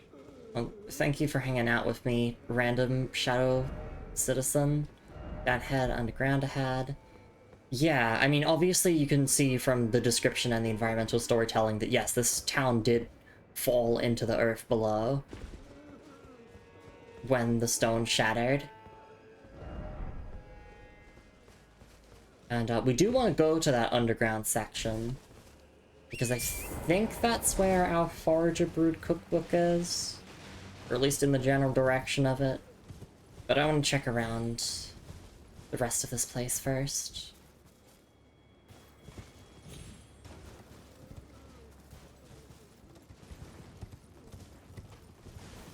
So is that a... Oh, those are just eels over there. I was wondering if there was like a larger enemy. Oh, hey look! It's a tutelary deity.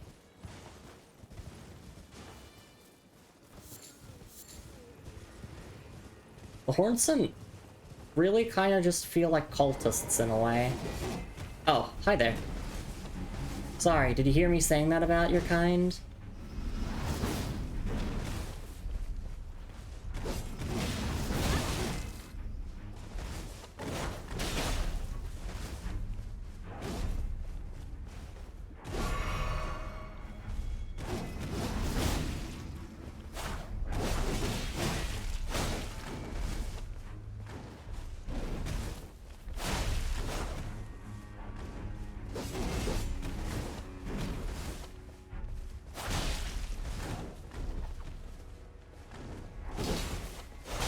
Yeah, at least these things have basically no poise. So just a dodge and counter playstyle works just fine. I'm trying to pay attention to their actual movesets now as opposed to just like spam rolling. Although sometimes spam rolling works just fine. I'm like ahead. Hopefully we can get that upgrade for Torrent. This poor Torrent's been getting one shot, two shot by a lot of things. Oh yeah, this is... Yeah, the village that we can't go beyond. Like, we can explore this part of the village, and I think this part of the village, but we cannot go any more beyond that. Elden Ring. Yeah, that's the name of the game.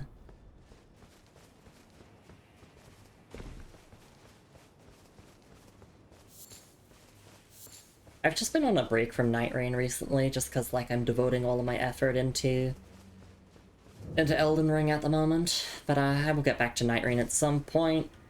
As I said last stream, I'm still trying to grind to depth 5. It's just, well, it's a grind. It takes a lot of time. When runs take, like, at minimum 40 minutes.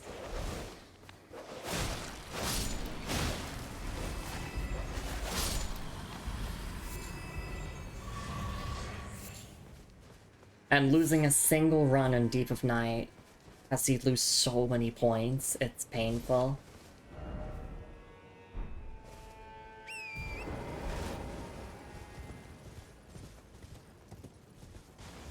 But also I think playing this DLC will make me better at Night Rain anyways, because I will actually know how to fight the DLC enemies a bit better now.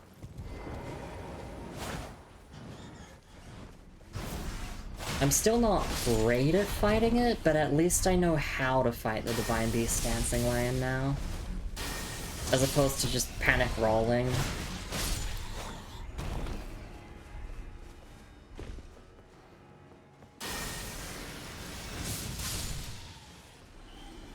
Oh.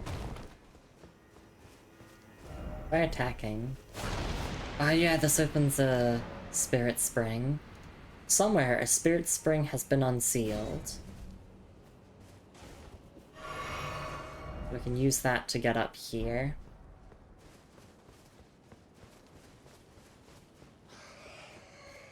Or maybe we can use it to go... Oh, wait. I was confused. I think it's below us. Although I'm hungry and tired, so... Oh, it's right there. Yeah, we can use that to get up there. But no, I want to just keep looking at the Morph ruins. I think we got everything there, but... Maybe there's like a, I don't know, a broken rune that I'm missing there, you know? And Needle Knight Letta will say how much she hates me because I didn't pick up a random broken rune.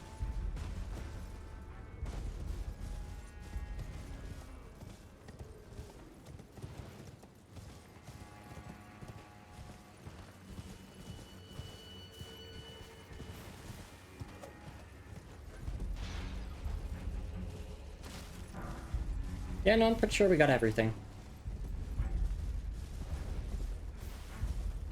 But I'm just, like, doing another scan of the perimeter to make sure, like, there's no obvious spots that I might have neglected.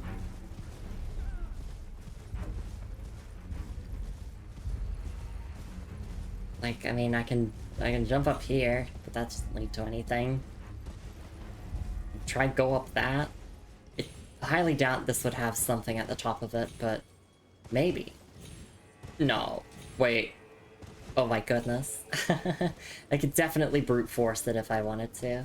I'm not going to, though.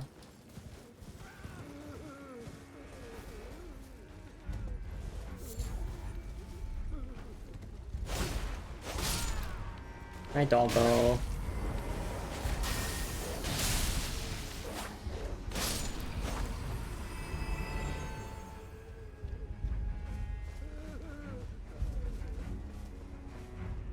Yeah, I think our only real path here is just down.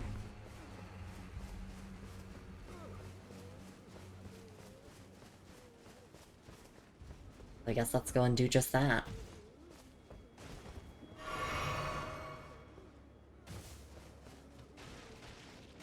A bunch of graves here that I just ran over. I'm such a good tarnished.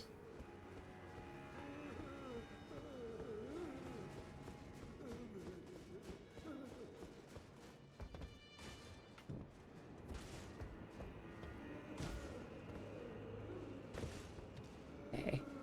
How do I get down there? I mean, I could try that drop. I feel like that drop kills me. Only one way to find out, though, right? Cowabunga! Oh, no, we live. Oh. Wait, I was meant to go from that way? That makes sense. But also, it seems intentional to drop down here as well. I mean, if it doesn't kill you, then it's probably intentional. I did it! I did as well. Let's all celebrate. Try ranged battle. How about I try going back up this way? Because I don't see what the other entrance was. Through there? Oh wait, is this the cookbook I'm after? Nope. Just a golden horn tender.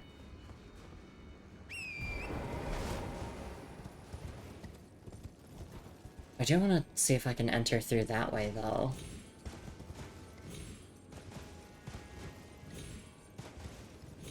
Let me just fast travel. That's like the northeastern side, and I go through a building, it looks like.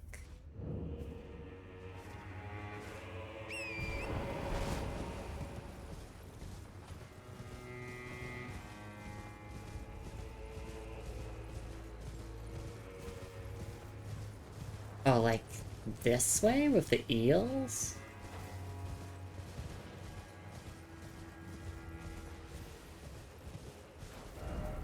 No, that's a little bit too far out.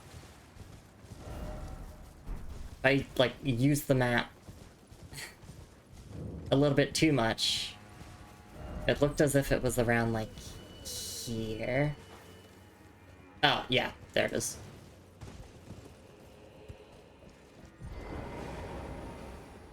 Found required ahead. Here!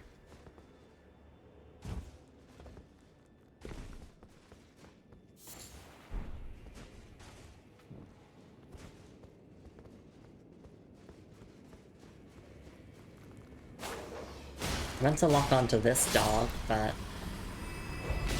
I locked onto this one instead.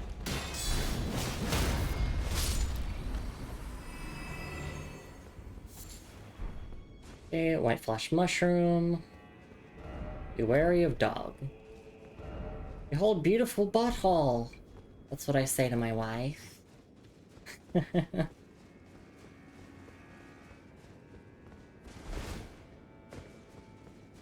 Okay, so this is the way down where I don't have to take fall damage. Oh, what are these?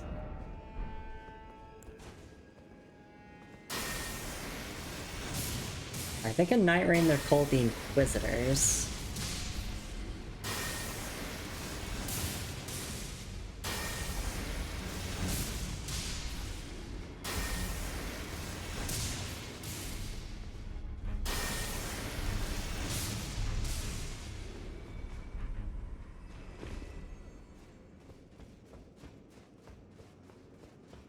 Hopefully we can get some drops from them, some extra lore on them. We'll have to see.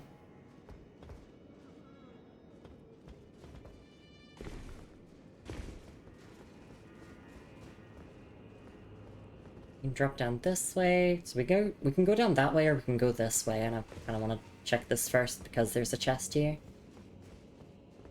Hold treasure chest. Golden arcs. Ooh. Treasure chest left. Treasure chest behind. Golden arcs. Sorcery of the Inquisitors of the Tower, wielded as an incantation of the spiral. A swing of the arm releases a procession of golden arcs. Charging enhances potency. The arcs resemble barbs, a known symbol of coercive questioning. Yeah, okay. What?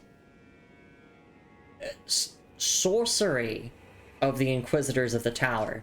Incantation. 22 faith. From software, what the fuck? I demand you fix this. Uh-huh. So it's... By the item description, technically my character's using a sorcery now. Technically. Although... most people don't read the item descriptions, they just look at this page and they're like, oh, incantation. But why does the description say sorcery? Anyway, yeah, we'll give this a try. When we can equip it. How many slots does it take? Only one slot, 12 FP, 22 faith. I'm not expecting the world from this. In fact, I'm expecting to be disappointed by it, but hey, maybe it could have some uses. We'll have to see.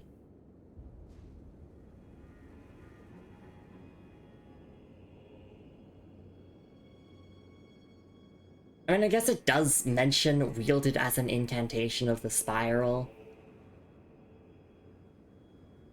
But that's so confusing. Just call it an incantation.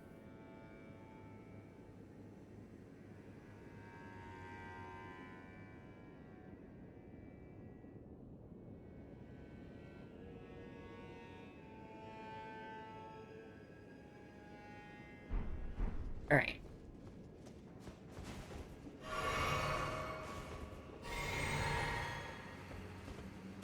Well, down we go.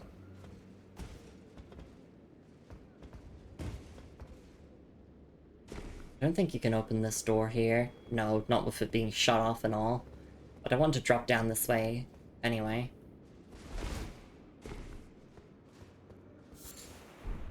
Shadow Sunflower. Oh, secret tunnel!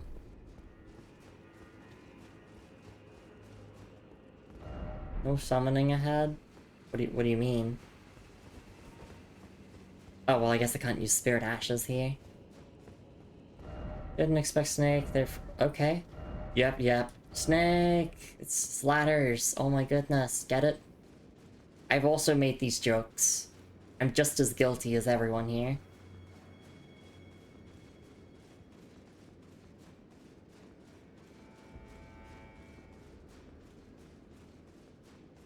I'm probably just gonna find the next grace, or like find a good stopping point, and we'll wrap up there. Oh, well, look at that. Well done. Bonnie Village. Nice. I want to explore the other path before we explore Bonnie Village proper, but this is a village we've heard about that is where the greater potentates come from.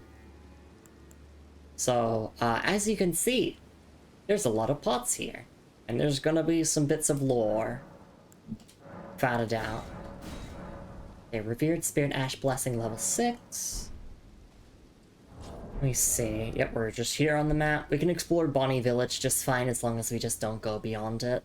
Yeah, no, that was a decent amount of exploration in a single stream. And quite a few bosses down, including a Remembrance. Just looking through everything that we obtained in this stream. There are quite a lot of items, if I do say so myself.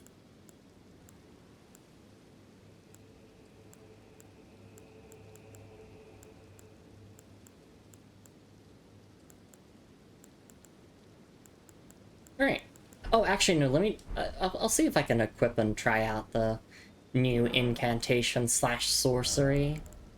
Flame of the Fell God highly disappointed me, so... Let's see... Golden Arcs...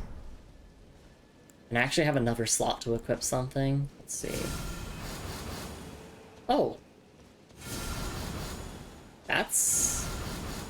not bad. Is that an enemy? Can I test this on you? No, you're not an enemy. You're just an innocent animal.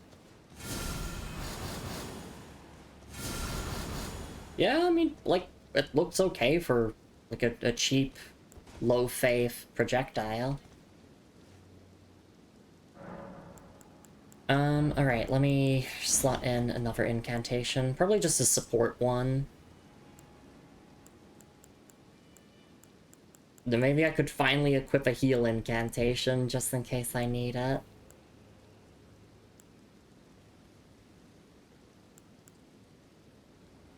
I'll just equip regular heal.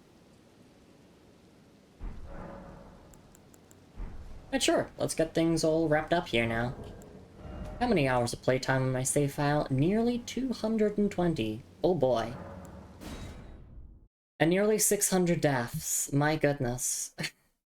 I mean, I knew I said that I would die a lot in this DLC, but just seeing that number rapidly jumping up every single stream is certainly an experience.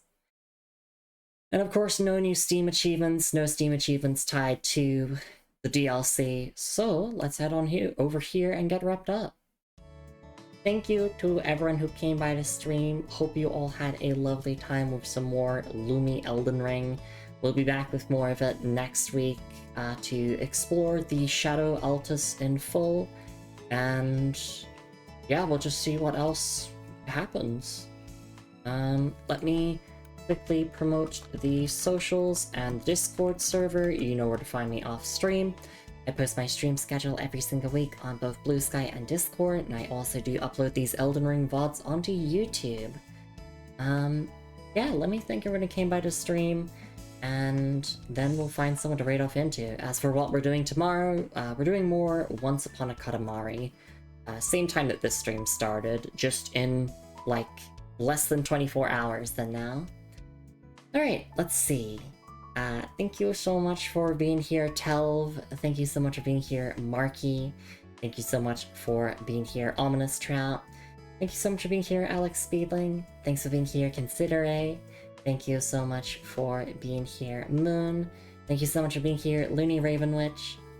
Thank you so much for being here, Unixbit. Thank you so much for being here as well, Idarino. Thank you so much for being here, Ash Axel.